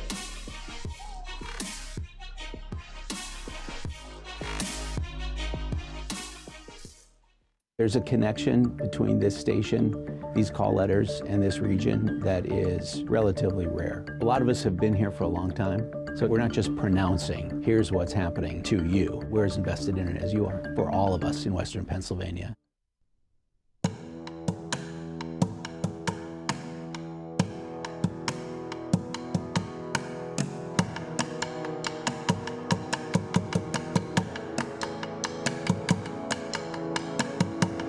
Now is the time. Today is the day for us to strike out and move forward in confidence and faith.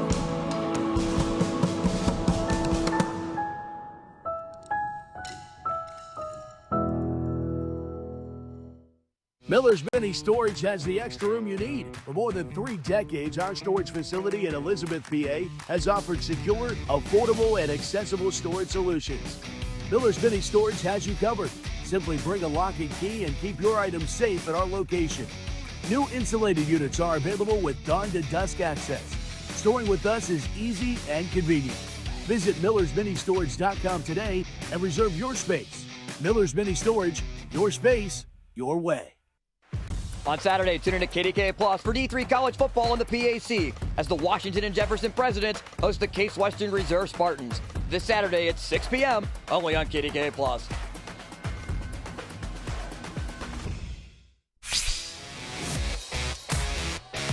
Well, Ethan Wiley, after throwing a pick on his first pass to start the second half, relieving Sutton Ellis at quarterback, he dials up an absolute beauty of a throw. We'll take a look at after the kickoff to Seth McGroarty. As Lane will kick it away. Give the ball back to Westminster, who really has had all the momentum and all the positive offensive plays in this game. It's a short kick that is being taken from the 25, and a fair catch was called for by a member of Westminster. But this play, Alex, changes everything. And it all becomes with the timing with Ethan Wiley. And he's watching the safety right here.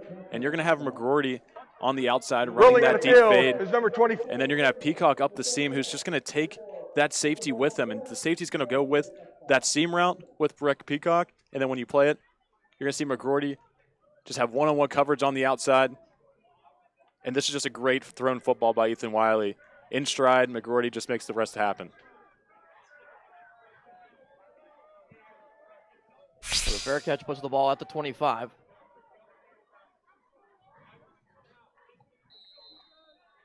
So now we get to see Quentin Good trailing for the first time. And a low snap. He looks to throw. Hit as he throws. Has a man open. Cannon can't make the catch. Montgomery, the safety, closed in, and the window narrowed to try to find Bright Cannon. The ball falls incomplete. And this time, Westminster tries to do the same thing, but instead they didn't have a route to hold that safety. So the safety rotates over and is able to make that play and not let Cannon have an opportunity to squeak through. And Nick Clemens almost was able to get a hand on the football as Good released it.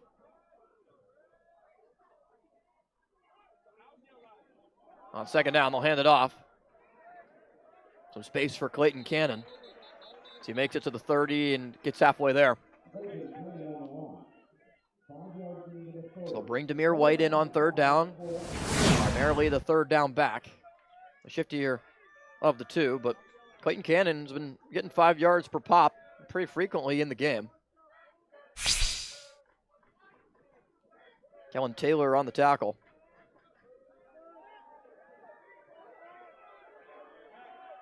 The lineup, Bright Cannon to the far side. Grayson goes in motion towards the formation. Time for Good. Good delivers to White. And White picks up the first down. Just a short route out of the backfield. White was open, had some space, and makes it to the 39. Austin, the flow of this game has just been so odd because, you know, Ethan Wiley comes in, the Grove City offense only with 13 to 14 yards in the first half, and then gets all of that times 6 on one single play from scrimmage. And then Westminster, who's been control of this game with great field position all game long, and now they see themselves down a score already to start this third quarter. The pickup of 9 makes it first down. With Cannon returning to the backfield. Play fake to him. Quick pass is ruled a completion. On the catch by Grayson. He's able to gain 4. You can't say enough about this Grove City defense and what they've done so far. Just always bending but never breaking, and never letting Westminster get over the top and have those splash plays. And they've gotten the takeaways. And some of these unsung heroes today, like Harcheski, always getting the quarterback, and already with a sack today. This defense has really stepped up for Grove City, who's really needed, and given their offense some time to finally get started. And a flag before the snap, signaling a false start. False start. Offense. Number 54. 5-yard penalty. Second down. Gage Dugonski, the senior right guard, called for it. And Grove City's defense has been tested this year. They gave up 49 at home to Mount Union, 34 against Washington and Jefferson. Waynesburg scored 14 on them. Single digits against Geneva and Allegheny. Did win 31-14 against Cortland. Big reason why was 7 turnovers forced by the defense. But overall, it's been a little bit of an up and down season for a veteran-led group that 10 offensive starters graduated, and most of the defense came back. That's good hands off. Running room for Cannon. Cannon is tripped up and goes out of bounds at the 42. They would get the penalty yardage back and an additional 3. Really impressive day for Caleb Brubaker, the leading tackler for Grove City. Transferred in after his freshman year.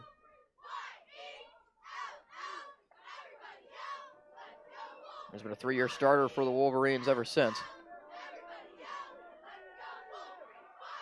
2.5 sacks on the season as well as they bring pressure on 3rd and 7. Good. Ball comes out wobbling, and Cannon makes the catch. Bryce Cannon still going past the 45 and the 40 as he reaches the sideline, out of bounds inside the 35. Bryce Cannon makes the reception, but what a play by Quentin Good. Hit as he threw it. The ball came out a little bit wobbly, but Cannon able to make the grab in good concentration. Little high snap, snatches it with one hand, composed himself with someone hanging off his side, and able to flip that ball out to Cannon, who's able to make a lot of yards after catch happened and get that first down. Quentin Good just has to put this team on his back and start to dish the ball around to a lot of different people with his best receiver, Tate Beachy, out. A very impressive play from the freshman from Aliquippa as the hard count almost got Grove City to jump.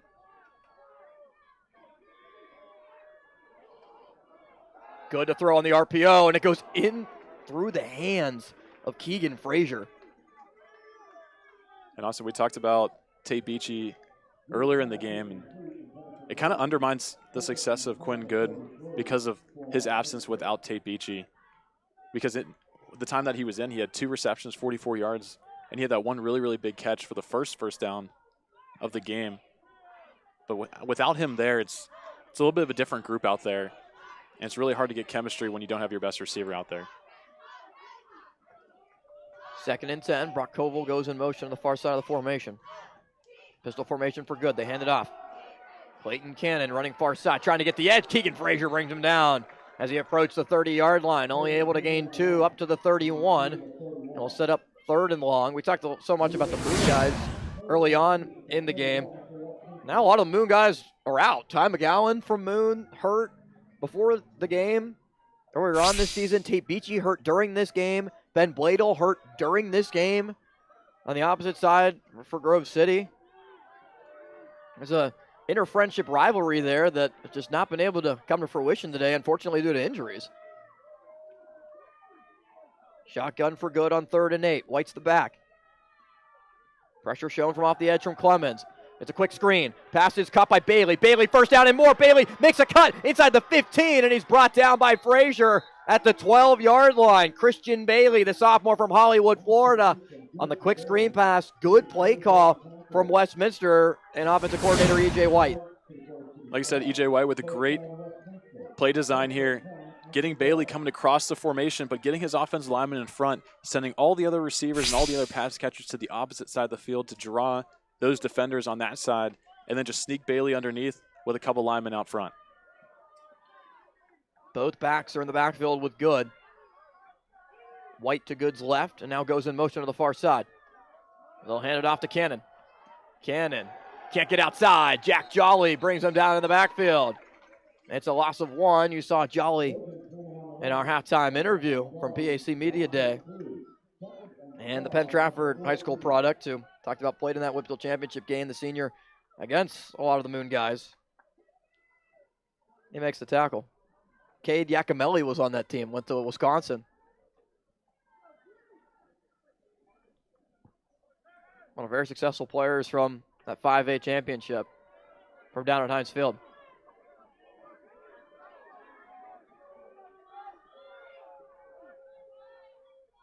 Second and 12. Good to throw. Good to the end zone. Open man, it's caught. Lawrence Grayson holds on, takes the big hit. And we're an extra point away from a tie game.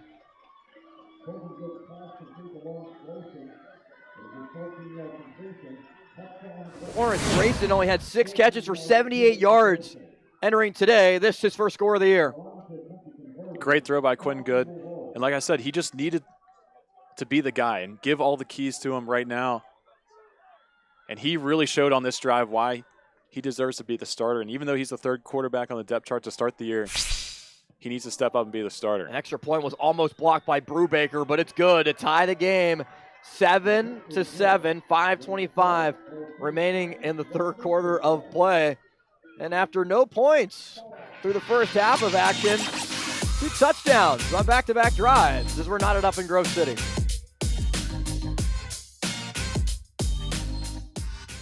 In every corner of KD Country. In Wilkinsburg. Wherever news happens that impacts you. In Derry Township, Westmoreland County. Your community. Reporting in Aliquippa. Your family. Reporting in Center Township. In Clariton. Watch KDKA TV News. At Laway, we understand the power of personalization. From hats to water bottles, our expert services include screen printing, embroidery, and a variety of promotional items. We also specialize in team sports gear. What truly sets Laway apart is our dedicated design team, including our talented on-staff graphic designers and exponential customer service. Choose Laway to make a lasting impression on and off the field. I think this is a model institution. You are a point of pride here in the Commonwealth of Pennsylvania. You understand that going to college is also about what you do after college and making sure you are arming your students with the opportunity to have the skills they need to go out and chart their own path to success in their futures. Waltz into the end zone for the touchdown. Relive the best moments of the 2025 D3 college football season. Every highlight, every big play are now streaming on JRM Sports YouTube. Touchdown! What a run! Well, things have changed at Robert E. Thorne Field as the second half has brought us more offense in a 7-7 game. As Grove City will receive the football. Epps and Rankin are back. It was a short kick last time, but this time Cam Epps will take it from the 5. And Epps, not much space, waiting for some blocking to materialize. It doesn't as he goes down to the 20 and a flag at the 20-yard line as well. Could be backing up the offense.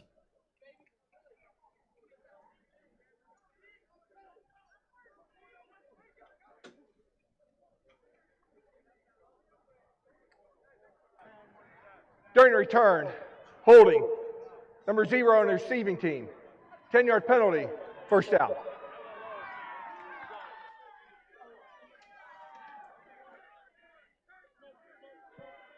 So the penalty against Grove City will back the ball up to the 10.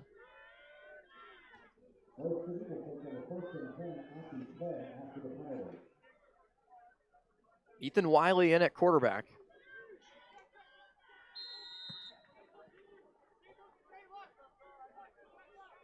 Good last drive as he was able to convert on the deep pass to McGordy.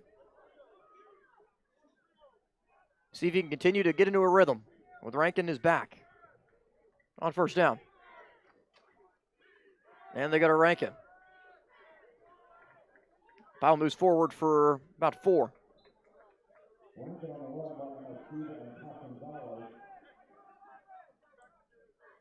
It's an offense that really doesn't do a lot schematically.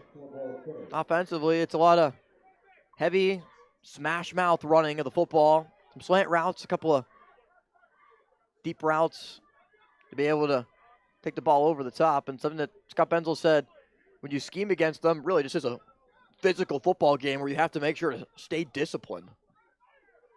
Now on 2nd and 6, Wiley will throw one of those slant routes that's caught by McGordy for a first down, and he spins his way past the 20. He gains 5. Ethan Wiley just putting the ball on his receivers pretty well since that initial interception. And you kind of think about kind of the nerves that go into this game.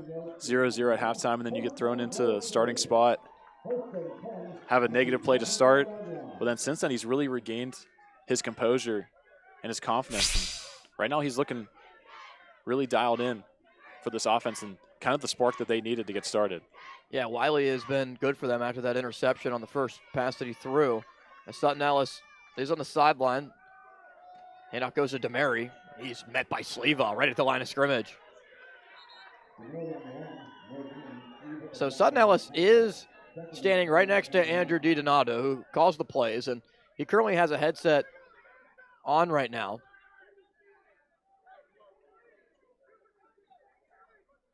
So just a coach's decision to go to Wiley.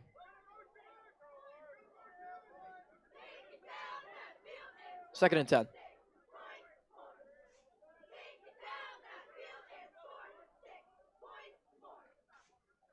Wiley to throw. Quick pass. It's caught. But McGordy had to go on a dive to make the reception. Right at the 26. Ends up picking up 5. Sampena will run onto the field, and they'll take Anthony Brunette off. Brunette, who last week had his first career reception and went for a touchdown in last week's victory against Allegheny. 3rd and 5 for Wiley. 3 receivers to the near side. Wiley looking that way. Quick pass high, incomplete. Breck Peacock was the intended receiver, but the ball sailed way over his head. And the Wolverines have to punt.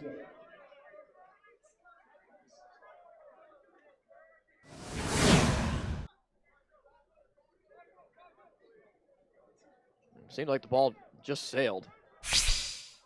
And usually when you have a taller quarterback and Wiley at 6'3", sometimes when you just release that ball just a little too high, you really need to make sure you're flicking down with that wrist, because when you have a higher trajectory, you really got to throw that ball downward in order to get to your receivers, who this is the first year for Grove City where they've had this size at receiver. A lot smaller, a lot shiftier. Almost blocked by White on the punt from Lane as it takes a favorable Grove City hop and a good roll inside the 30-yard line, where it stops at the 25. Washington and Jefferson hosting Waynesburg in PAC action today as we do our JRM Sports Game Break check-in on the action from W&J, where the President's currently up in the contest.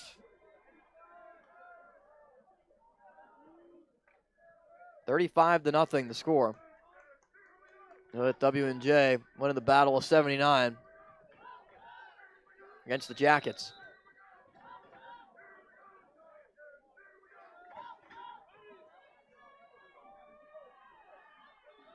Two backs in the backfield for Good. They'll send White this time to the near side of the formation.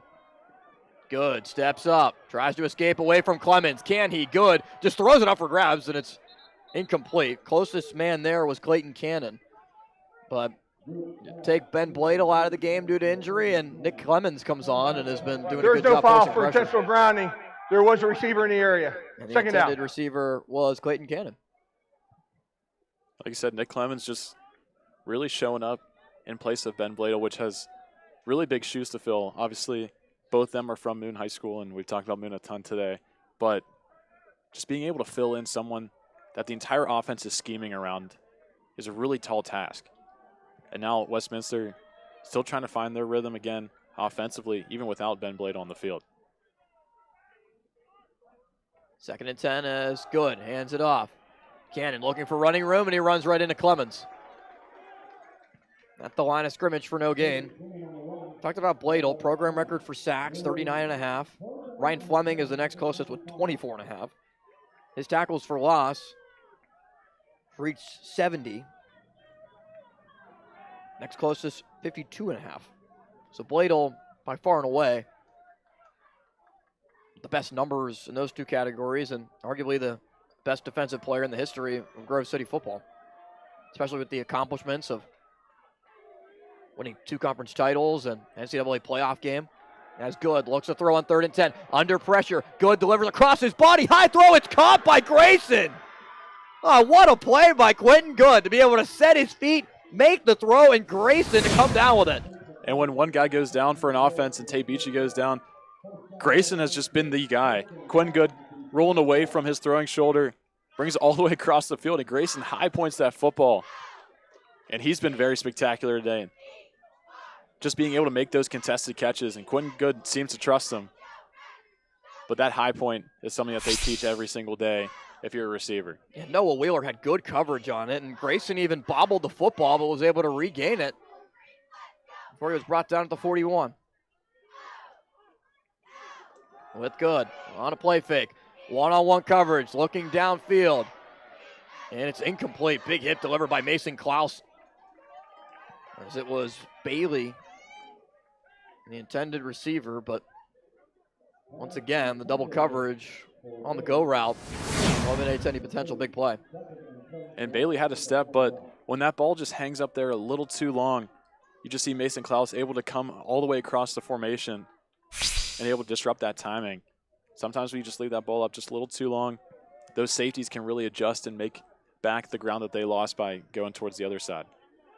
Under a minute left in the quarter.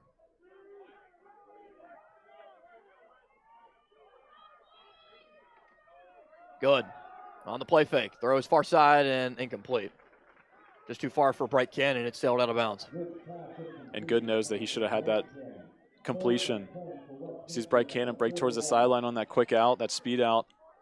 And he had the step. He had the separation. Just got to put that ball on his numbers. Just a little too far out of his reach. Now a 3rd and long, which they've really struggled with converting today. Yeah, those are just one of the throws of a young quarterback where opportunity's there and got to try to have it, but ball just sails, and he knew it immediately when he threw it. Just hands on his knees, knowing one got away. They'll line up 2 receivers to the far side, and White's the back. Good, has time on 3rd down.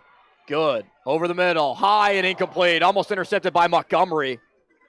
He was looking for Torres over the middle. And the punting unit will retake the field. All 3 receivers in the area here were kind of a little jumbled up, really hard to get spacing. And when you're not able to space your routes out on one side, the defenders can really play multiple offensive players at the same time. And you see that and almost leads to a pick. Craig Sonson Jr. to punt. There's been good pressure by both special teams units on the punt attempts.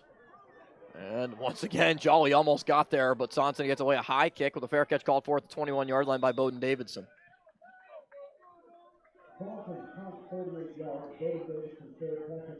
.22 ticks left in the 3rd quarter, and a tie game, 7-7. It's going to come down to who can win the 4th.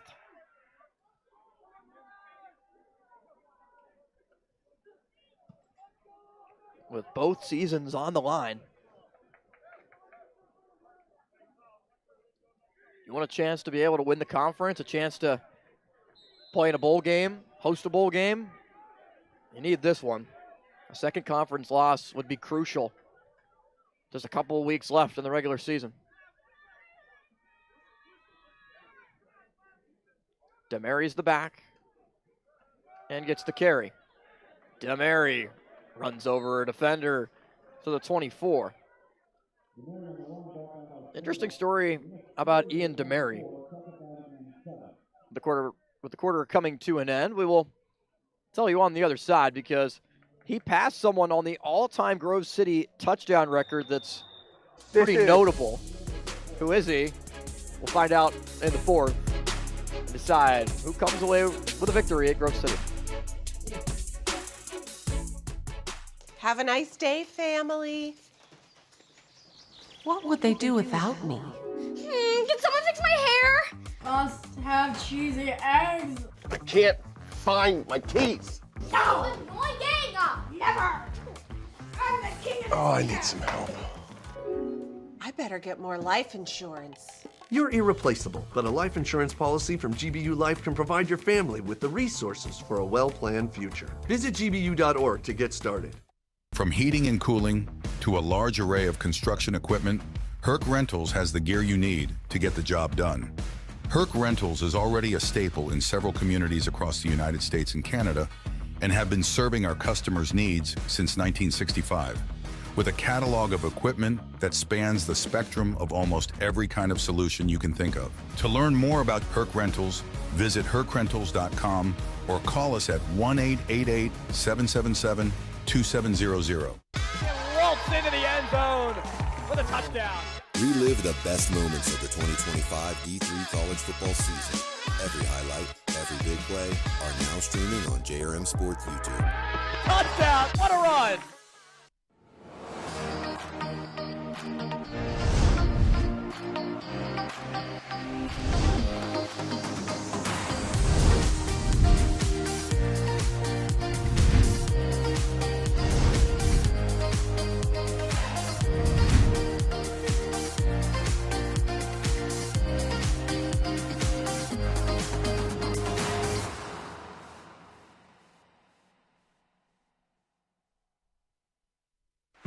On Saturday, tune in to KDKA Plus for D3 college football in the PAC as the Washington and Jefferson Presidents host the Case Western Reserve Spartans.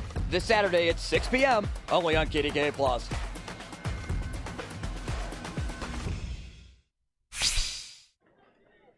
Ian DeMary is now 7th in Grove City's all-time career rushing touchdown leaders with 22.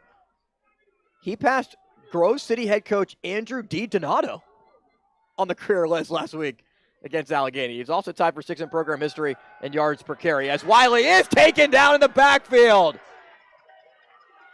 Sleva gets to him. And Wiley had no chance. Huge hit by Sleva. And we talked about we didn't really hear from Sleva a lot today, but man, he comes free right through the middle of the offense. And he just meets Wiley, who had no chance to get rid of that football. He takes his three-step drop, and Sleva's right there in his face. And we know how talented Sleva is. He's not going to let that tackle slip away. Second sack of the year for Dylan Sleva. Senior with 70 tackles on the year. Also has a pick, a pass breakup, a couple tackles for loss. The loss of 7 is now 3rd and 14 for Grove City. Wiley to throw. Near side, one-on-one, incomplete for McGordy. The coverage there by Lamont Austin forced the incompletion, and Grove City has to punt. Yeah, we're starting to get to the point in the game now where the next score might be all that you need. And both teams not electing to ever go for a field goal, and Westminster not doing that in the first half, which is really costing them right now. Brady Lane to punt. DeSora is back tape. And Lane is able to get it away. White, once again, almost had a chance to get a deflection on it. Fair catch called for at the 40. As we send it down to Dean. Hey, down on the field here, Dean Shazer, and just wanted to mention that there's been a plethora of injuries, especially on the Westminster side. It's Tate Beachy out with a collarbone. Nate Wadsworth on crutches, the tight end, hasn't seen any action since going out. And Solomon Davis left in an ambulance. And then Bladel, obviously, of Grove City, out with a left knee brace. MCL is what he said hypothetically. Back to you guys. Oh, man, really unfortunate. Thanks, Dean. Way too many injuries in this game. I hope that regardless of what happens on the scoreboard, both teams end up injury-free, but Good is out at the 40-yard line on first down. Trying to lead a scoring drive and take the lead as Cannon on the carry gets upended and taken down for a loss of a yard. It's Brubaker, another stop. Brubaker's done an amazing job in the run game today. A lot of TFLs. And he just gets that initial pressure, able to wrap up Cannon looks like he came up a little awkwardly on that play. He limps off to the sideline. It's just adding to the laundry list of injuries here for Westminster. So White's in as the back. Bright Cannon to the near side of the formation as they send Torres in motion to the far side. 3 receivers to that side. They try to set up a screen to White. White's got it. There's some room in front of him, but it collapses in quickly. Brubaker, another tackle, as it's just a pickup of 4 yards. It seemed like there was going to be a little bit more room for White, but he had to hurdle and ended up being taken down by the sturdy Brubaker. And Cannon being the one with the heavy dosage in the start of the second half. Now off the field, Demir White's going to be the guy. And right now he's great out of the backfield, out of the catch. Quinn Good just has to keep going through his progressions and can't forget about White underneath. 3rd and 7 for Good. Extra man on the rush. Good, near side, incomplete. No flags thrown, looking for Grayson. Tight coverage there with Wheeler. And it brings up 4th down. Westminster goes 3 and out. Punt team on.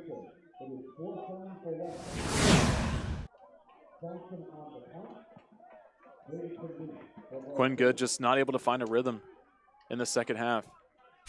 After that initial touchdown, he really hasn't found a whole lot of receivers here so far. And now with Cannon out in the run game, it seems like it's going to be falling on Quentin Good's shoulders for the rest of this 4th quarter. Good with a touchdown and a pick so far in the game. Almost blocked by Brubaker. The amount of times that we have said that the punt was almost blocked is probably equivalent to how many points are on the board on either side. Maybe 7 each. But a lot of punts. And only one time each team has reached the end zone. As next week, we will be back at Washington and Jefferson for a huge matchup between the Case Western Reserve Spartans and the W&J Presidents. It's at 6 o'clock. Night game. Is that the week that we turn back the clocks? Well, it'll be that night anyway, but just a reminder to do that. And listen and watch Under the Lights on KDK+. That's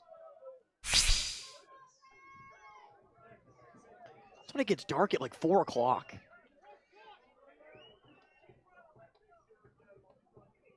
Wiley hands off. Rankin with some space. A good carry for 7 yards. Chase Rankin averages 6 yards per carry. More of the speed back with DeMary, the power back. Scott Benzel called DeMary trying to stop him like being jammed in a phone booth, but when you go up against Rankin, you have to be quick to tackle him. He also mentioned that Grove City is like playing caveman football. Yeah. Just run the football right towards you, and you got to be ready to stop it. It's old school. As they do it again with Rankin. Gasunzale on the tackle. A sophomore from Hopewell. He's had a nice day. And we've seen his impact in the pass game and also being able to jam up passing lanes by putting his hands up.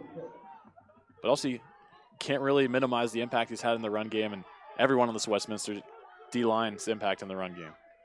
Extra fullback into the formation on 3rd down and 1. Rankin does remain the back.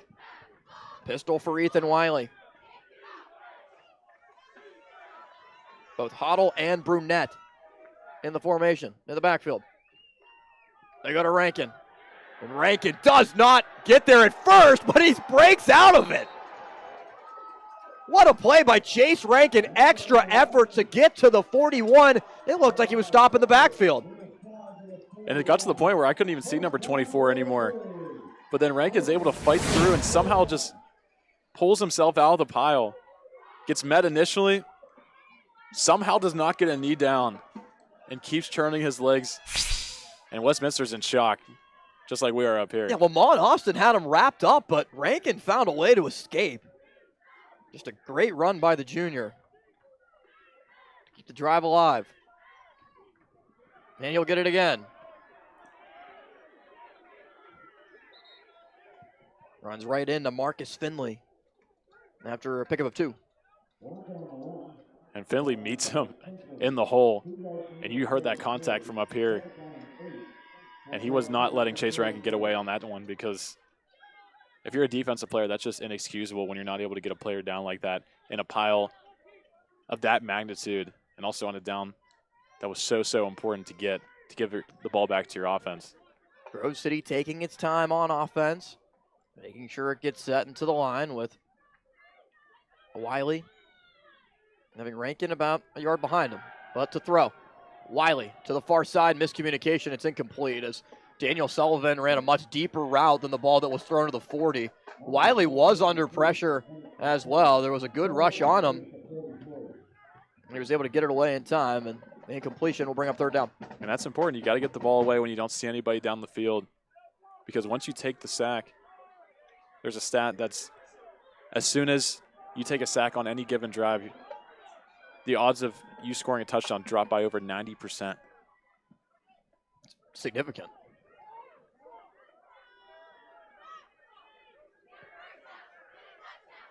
Westminster shows pressure from 4, and they bring 4. Wiley delivers over the middle, incomplete, through the hands of Peacock. Would have been good enough to convert, but just a little bit behind him.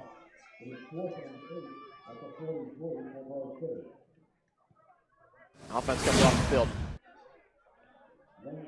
And that was a really good stop by Westminster, because Grove City kind of got in that groove where they started to kind of chew clock and then also just hold the ball as long as they could so they can have that last score and shorten this game. But Westminster gets to the point where they just aren't going to break anymore. And they're still holding Ethan Wiley in check, except for that one play, though, to McGroarty for the touchdown. Lane to punt, gets it away.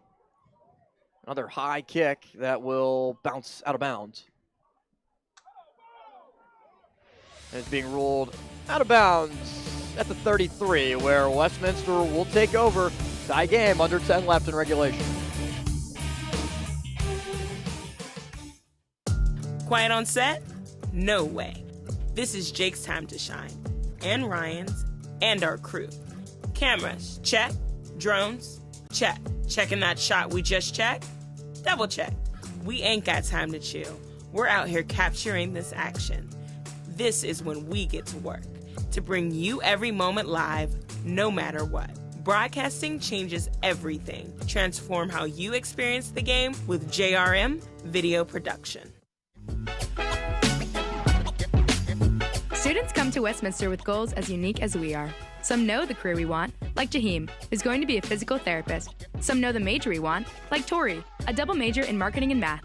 And for some, the goal is figuring it out, like Mia, who found a great fit and exciting career path as a psychology major. But no matter how we get here, we all graduate the same way, ready to succeed. Westminster College. Real experiences, real success. Stay connected with all the action. Follow JRM Sports on X, Instagram, and YouTube. Get the latest highlights, exclusive content, and behind-the-scenes moments from your favorite sports. Don't miss a second. Follow us today. Waltz into the end zone for the touchdown. Relive the best moments of the 2025 D3 college football season. Every highlight, every big play are now streaming on JRM Sports YouTube. Touchdown! What a run!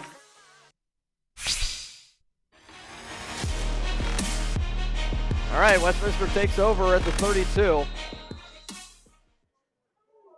What does the freshman Quentin Good have in store for an encore after last week's 4-touchdown performance? Being named PAC Newcomer of the Week. He starts in the shotgun, and we'll hand it off to Cannon. Cannon meets Jack Jolly in the hole for only a gain of 1. Cannon back on the field for the Titans. They needed that extra little push in their run game. Demir White's more their passing back. He's done a great job out the backfield, but you need Cannon between the tackles to give you those much-needed yards. And right now, this Grove City defense knows that this game rests on their shoulders and that their offense is eventually going to get that last score that they need. But, man, you can't say enough about what this front seven, this D-line, and this set of linebackers, even without number 5 on the field, has done today. They send Bailey in motion to the far side. And Good will throw, and it's intercepted by Keegan Frazier. Frazier past the 25. Frazier still going inside the 20. Frazier to the 15. Frazier still running and gets tackled down inside the 20. A huge interception by Quentin Good. Keegan Frazier jumped the route, picks it off. It sets up Grove City in a perfect position to take the lead. And it's number 31, Keegan Frazier, once again, just knowing where he's at on the field, reading Quentin Good's eyes, sees him want to throw this quick slant over the middle, stops where he's going, comes back to the football, and man, he's been a playmaker today for this secondary.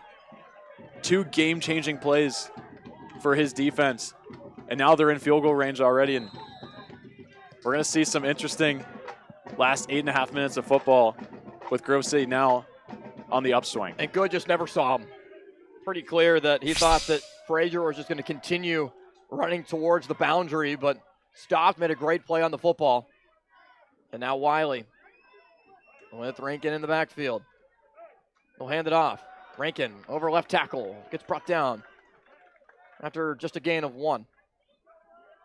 But also you said Keegan Frazier normally has to go to the boundary almost and cover that flat area of the field, but instead he contorts his body back over to the center of the field, and that's just a great athletic play by Keegan Frazier. And he's been someone on this defense you don't really talk about a whole lot. You talk about Ben Bladel, you talk about Karcheski, you talk about Brubaker and Noah Wheeler, but Keegan Frazier's shown today that he's one of those senior leaders on this team, on this defense. He's making a big impact in probably one of the biggest games of their season so far. Yeah, he's had a really solid day, and now a tight formation for Grove City results in a timeout with the play clock expiring for Grove City. Calling a timeout. It's the first used by Andrew DiDonato as he sprinted down the sideline to call it. Now, here's another look at the interception where Quentin Good, the pass was over the middle, and Alex Frazier just appeared and stayed in the window. Exactly, and so Frazier's going to come up, and he's going to see this route come right over the middle of the field, and his job, his responsibility is to get to this center of the field right here. But instead he moves up, and instead of going all the way to the boundary, he reads Quentin Good's eyes, and once you play it, he's going to break towards the football, sees run, comes back to pass, tries to get to his area of that he's responsible for, and just makes that play. It was also able to get a solid chunk of yards on the run back as well. So if you're Grove City, ball is currently spotted in the middle of the field. Of course you want to punch it in for a touchdown. But any points would be significant. Brady Lane has a good leg. He's 3 of 4 on field goals this season. On second down, they go to Rankin again. Rankin with space. Rankin runs over a defender inside the 10. Chase Rankin picks up the first down and sets up 1st and goal for the Wolverines. And this is their strength. They know they're going to run the football. Everyone in this entire Robert E. Thorne Stadium here can feel that Grove State is going to go right back to the ground game. And it's this push from this offensive line. Now they got some pep in their step. Chase Rankin's running really well behind the tackles. And once again, it just doesn't force Ethan Wiley to do too much with the football and just hand it right off. Would it be a DeMary game or a Rankin game? It's been Rankin so far, and he gets it again. Rankin follows his blocking. Rankin is pushed into the end zone. Chase Rankin, touchdown, Grove City. The Wolverines take advantage of the good interception, picked off by Frazier, and punch it in for 6. What a roller coaster for Grove City offense today. 13 yards in the first half. You come out in the second half, new quarterback change, Ethan Wiley throws the interception, comes back the next drive, throws the 60-yard touchdown pass. And then with the interception from Frazier, you can just hand it off to Rankin twice, and then he's right in the end zone. And it doesn't matter how you get there, but if you can get a win, it means all the same.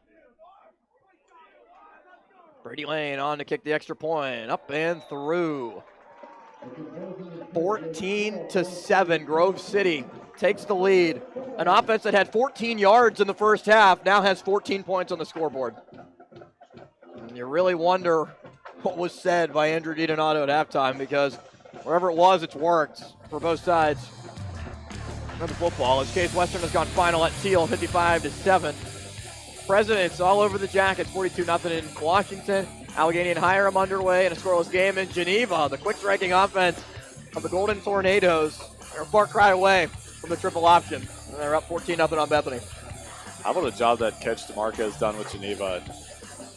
Right now, potentially, if they get this win, up to 5-1 for the Golden Tornadoes. But they still a couple teams they gotta play, like W&J and Case Western.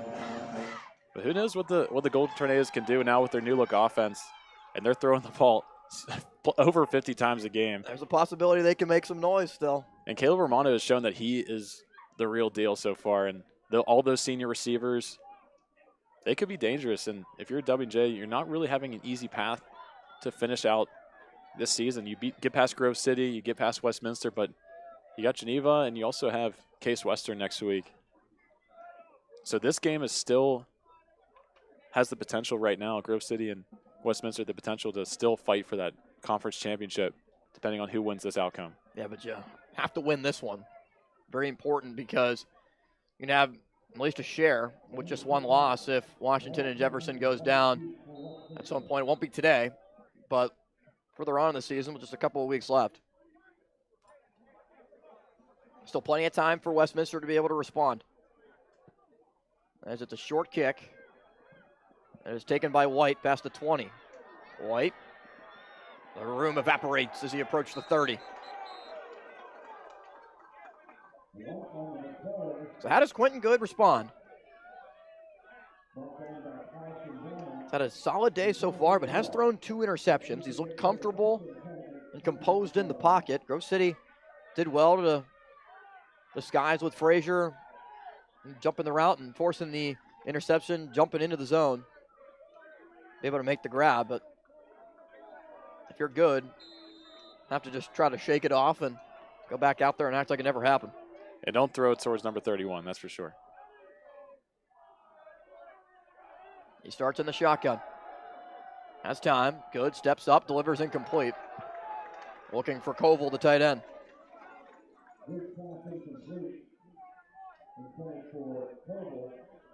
And this is a big test for your young quarterback. Making his first few starts. Had a great game last week against Steele. Then you come out and you play one of the best defenses in the PAC and close to being one of the top ones in the country with all this veteran leadership on the back end. And this is the type of development that you want to see with your quarterback and how he responds to this type of adversity, already thrown 2 picks, but still has an opportunity to tie the game. They'll run it this time with Cannon. Spread him out, give it to Cannon, and he only picks up about 3. Brubaker, another tackle. And they're also out Tate Beachy, the senior who had a catch earlier in this game, but we saw take the big hit. He extended his streak now to 27 games in a row with a catch. He's played 28 in his career. 66 catches, 734 yards, 11 touchdowns entering today. But he's out. It's going to have to be Bright Cannon, whose 23.5 yards per reception average is 12th in all Division III football. He has to step up and make a big play. On now 3rd and 7 at the 32. Bat snap to Good. He's able to grab it, though, to the right of him. Pass is incomplete, looking for Grayson. A lot of contact, but no flag. Mason Klaus and Bowden Davidson were in there on the stop. It was Davidson, the man who broke it up with Grayson. Bowden Davidson's having a lot asked of him with this man-to-man coverage, but man, as he always stepped up every single time he's had the opportunity. And Good's eyeing down his receiver, but then Bowden Davidson always putting his hand right there between Grayson and the football and not giving anyone an opportunity to even get another look at it. So Westminster goes 3 and out, now has to punt. Davidson is back deep. Johnson to punt. Johnson gets it away. It's a low kick. Davidson will let it bounce. He gets out of the way for it to roll inside the 25. Or it stops at the 21-yard line. Can Westminster's defense continue to hold? Westminster's defense is one of the best in the nation in multiple categories. They're 11th in scoring defense, is averaging 12 points per game. Grove City has scored 14 all in the second half. The run defense is 24th in the country. Total defense, 41st. As they only give up 14 yards in the first half, they give up an average of 276 per game. And they've limited their last 5 opponents to less than 100 yards rushing. And that streak looks like it's going to go to 6, but right now it's all about what's going on the scoreboard and showing by a touchdown. Ethan Wiley and the offense trying to go down and score again and also burn some clock off. It doesn't allow Westminster a chance to tie it up as they go to Rankin. And he's met at the line of scrimmage. Sonny Kazunzale, another tackle for the sophomore. And just 13 on the season entering today. Mark him down for at least 6 today. At this point in the game, it's going to come down to Ethan Wiley. He's going to have to make a play through the air. And you know that Westminster's going to stack the box and make sure that Grove City doesn't have a chance to just run this football out. And so there's going to be a third down that comes up potentially after this play that Ethan Wiley's going to have to make a play to stretch the field and keep pushing those chains and not even giving Westminster offense a chance to come back on the field. They bring in Wyatt Barzak, a 6'4" senior receiver, into the backfield as an extra blocker, trying to get a push for Rankin, who just gets back to the line of scrimmage again. Good job defensively by Sleva and others to force the stop, and clock continues to roll inside 5 minutes. Westminster does have 3 timeouts and the 2-minute timeout, but not even near that point yet where you think about using them.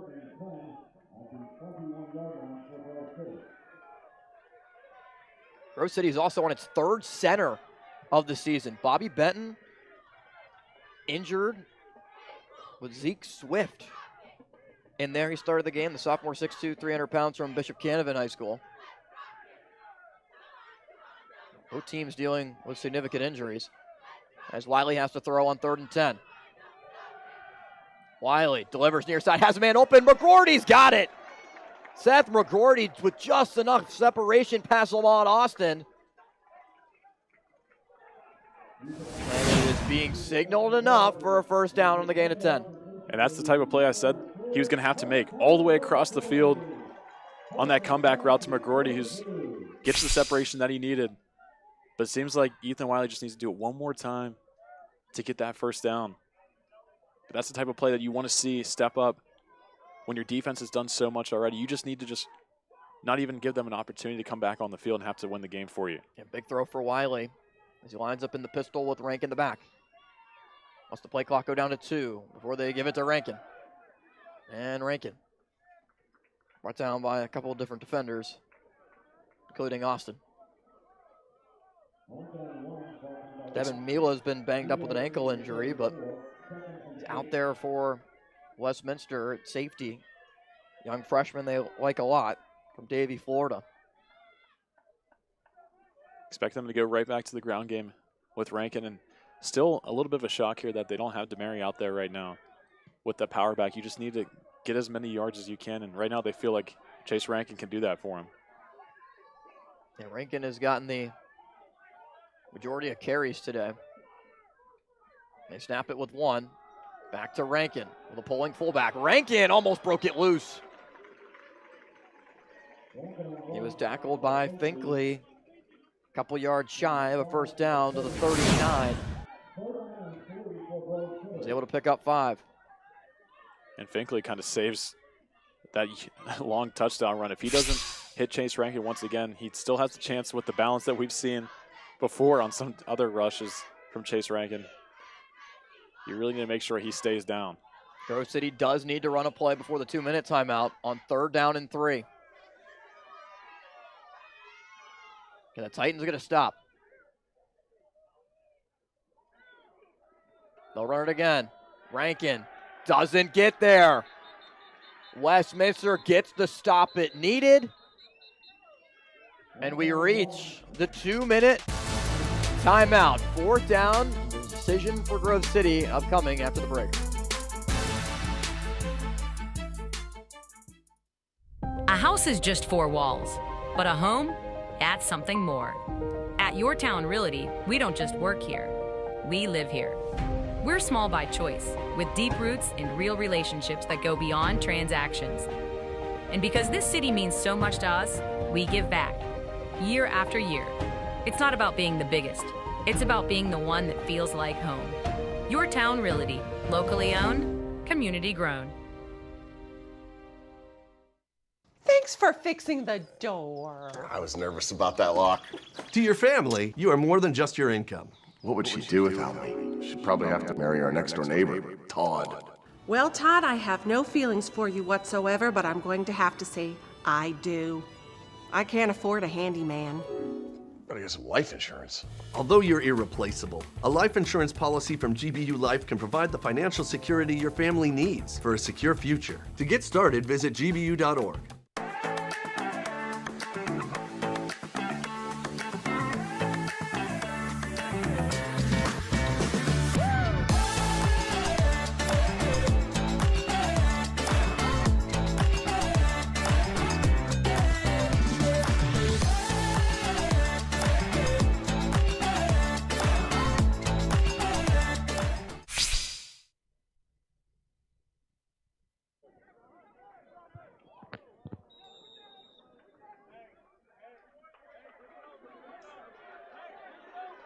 All right, so Westminster will get the football back as Lane was able to get it away after the punt on 4th down. As we have now reached the 2-minute timeout, as Westminster did call a timeout with 2:02 remaining.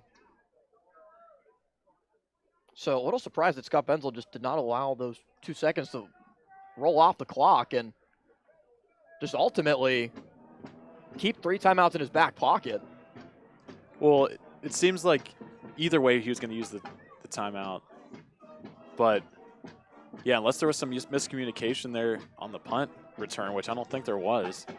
It's kind of head-scratching there to use one of those when you don't have to. Yeah, wouldn't you rather have 3 at your disposal instead of just the 2 seconds? And obviously we're not the ones on the sideline, and sometimes there's guys that don't go on the field when they're supposed to. Right. And you have some miscommunication on if you're actually going to return this ball, if you're going to fair catch it, or you're going to try to block it. And sometimes it's good to just reset and just plan your next move before something bad happens. And I think with a little less than 2 minutes, they feel confident that Quinn Good has enough time with 2 timeouts still to see if they can get in the end zone. And the drive will start at the 29. 1:56 and 2 timeouts remaining. 3 receivers on the field. The back is Clayton Cannon.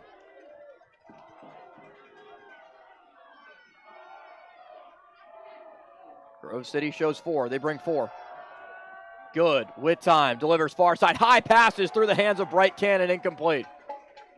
Good coverage from Davidson as well. Like Bright Cannon had a chance at it, and with his bright pink gloves, just couldn't bring it in. And Quinn Gooden makes the right read here. He sees Bright Cannon on the outside on that hitch route, has the open space to make something happen, but just sails a little too high for Bright Cannon to make it a grab. And Bright Cannon, not the biggest player in the world at the receiver spot, but man, you got to give him at least an opportunity to make something happen. They bring White in as the back, standing to the left of Good.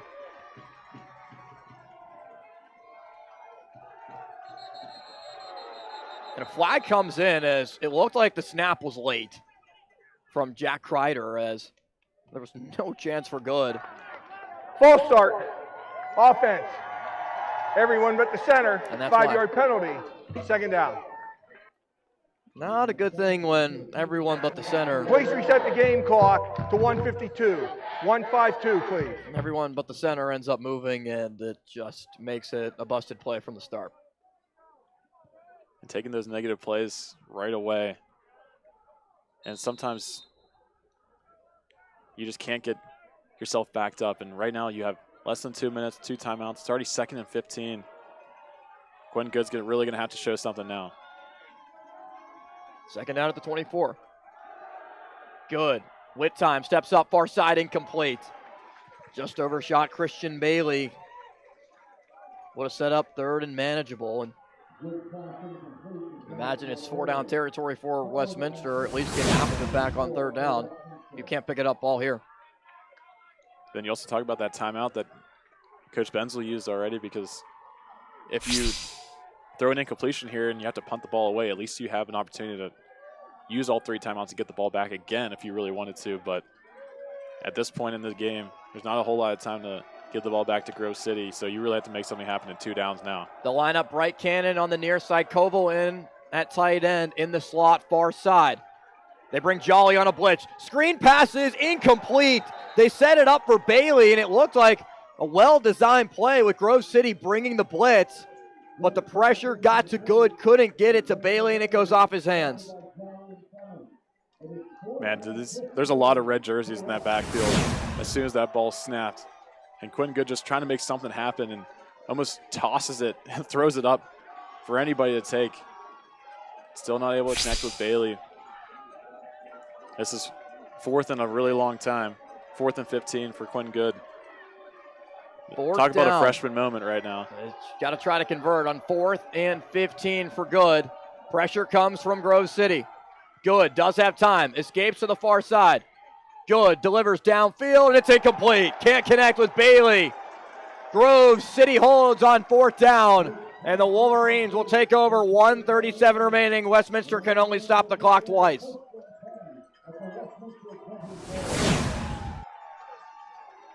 This Grove City defense has shown why they can just put this offense on their back. And through 14 yards in the first half for Grove City on the offensive side, this defense has played its best game of its entire season. And we've seen some really great games, especially that Cortland game week 1 where they had 7 turnovers. But I think this is their most impressive game with how much the offense struggled. And try and keep that score as low as possible so that their offense could catch up at some point. And today looks like it did. The defense has been critical. With the interception from Frazier. Stop on 4th down. And a handoff to Rankin. Rankin can't get away. He's brought down by Lamont Austin and a timeout called by Westminster. You also have to think back to Westminster. Timeout. Westminster, their second. 30 seconds in length. 30-second timeout for the Titans. Westminster 0 for 3 on 4th down. Also very critical in this game with 2 opportunities that were in field goal range, but opting ultimately to go for it on 4th down, and there's 3 running attempts and not getting in on any opportunity.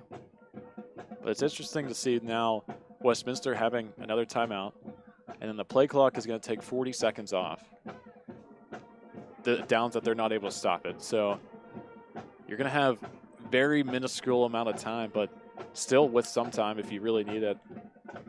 And if Grove City elects to kick a field goal, there is a chance that you could block this kick if they comes down to it. Because we've seen how much pressure we've seen on the punts. You never know. Something could definitely happen on special teams, and that's what we've been talking about all day is, will there be a play on special teams that changes the course of this game? It's the 107th meeting between Westminster and Grove City, first dating back to 1892.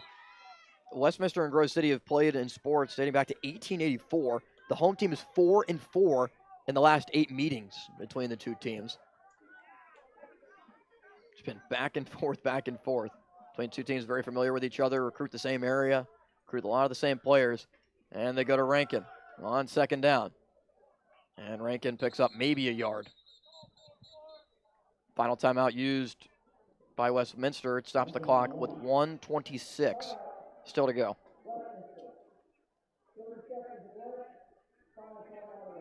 DeMary last year was the main back, ran for 3 touchdowns against the Titans a year ago, including an 88-yard run. But this season, it's been Rankin in the matchup. It has been the main back that scored the go-ahead touchdown earlier in the quarter. And Andrew DiDonato is only 4-5 in his career against Westminster, as successful as he's been at Grove City in his 10th season. The Titans have, in a way, had his number. A lot of those losses came early on during his tenure.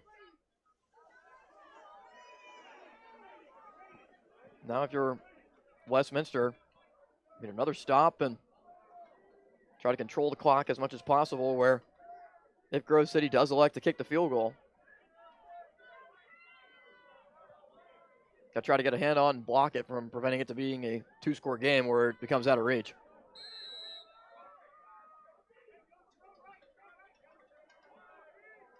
Similar formation on 3rd and 10 with Rank in the back. About 2 yards behind Wiley to his left. Back to Rankin. Rankin trying to fight his way forward. Only gains a yard to the 23, and now the clock will run.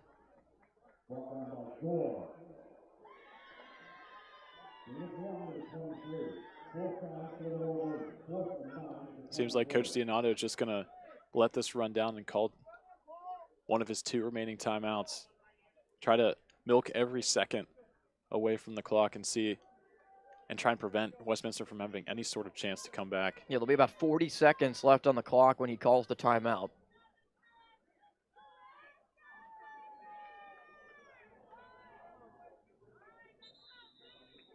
And it stops with 39.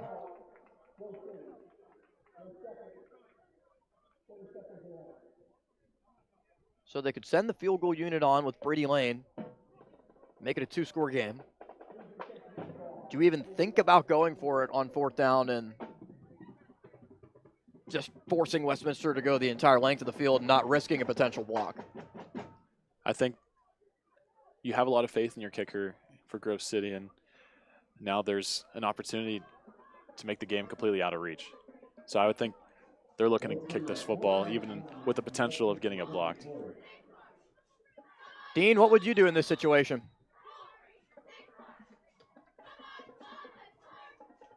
Absolutely take the field goal. However, Lane from this distance in pregame, he kept pushing everything right. 35, 37-yarders. He nailed a 43-yarder.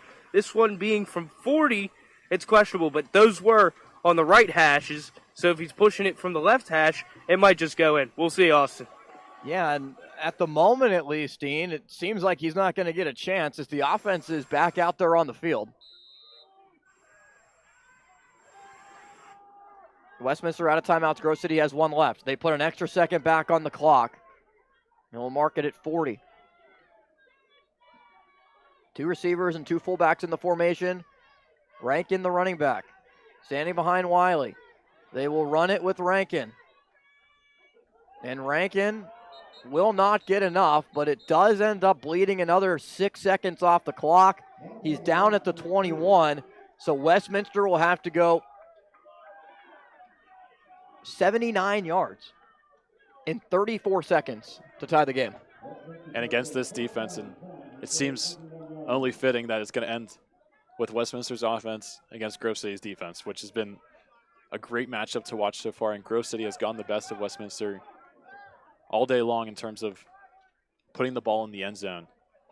And right now, Quinn Good's going to have to do a lot to pull this team and hopefully get an overtime push. If you're Westminster, you're just trying to find a way to operate with some busted coverage from Grove City in the back end. See if you can sneak somebody by the defensive backs. Quentin Good does have a good arm, and he will test it here. As Good delivers downfield, has an open man. It's caught. And going out of bounds is Bailey. As he approached the 40, he's marked down at the 36. 27 seconds left.